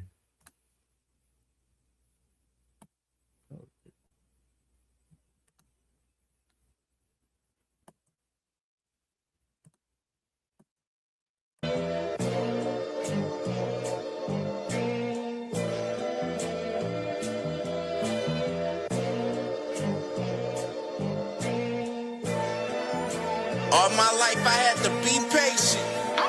Like Meek Millie, I was dream chasing. Finger to the law when I see haters. Oh, the feeling when you tell your niggas we made it. Ooh, baby. Ooh, baby. Ooh, baby. Ooh, baby. It's showtime like Kareem Lakers. I make a masterpiece, scene basic. No Meek Millie, but I'm dream chasing. Took the shortcut like Anita Baker. I want the bright lights that you see in Vegas. I need a big house with like 3 basements. Drop an M on the whip, think I'm speed racing. Don't know if it's the Transformer or the Green Ranger. My nigga Mac got the beat banging. Young nigga selling crack as a teenager. Had fiends playing baseball out here free basing. Had me showing off the rings like a Freemason.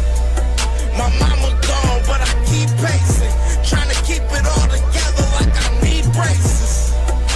Family calling when they need favors. When I was broke, they was acting like complete strangers. All my life I had to be patient. Like Meek Millie, I was dream chasing. Finger to the law when I see haters. Oh, the feeling when you tell your niggas we made it.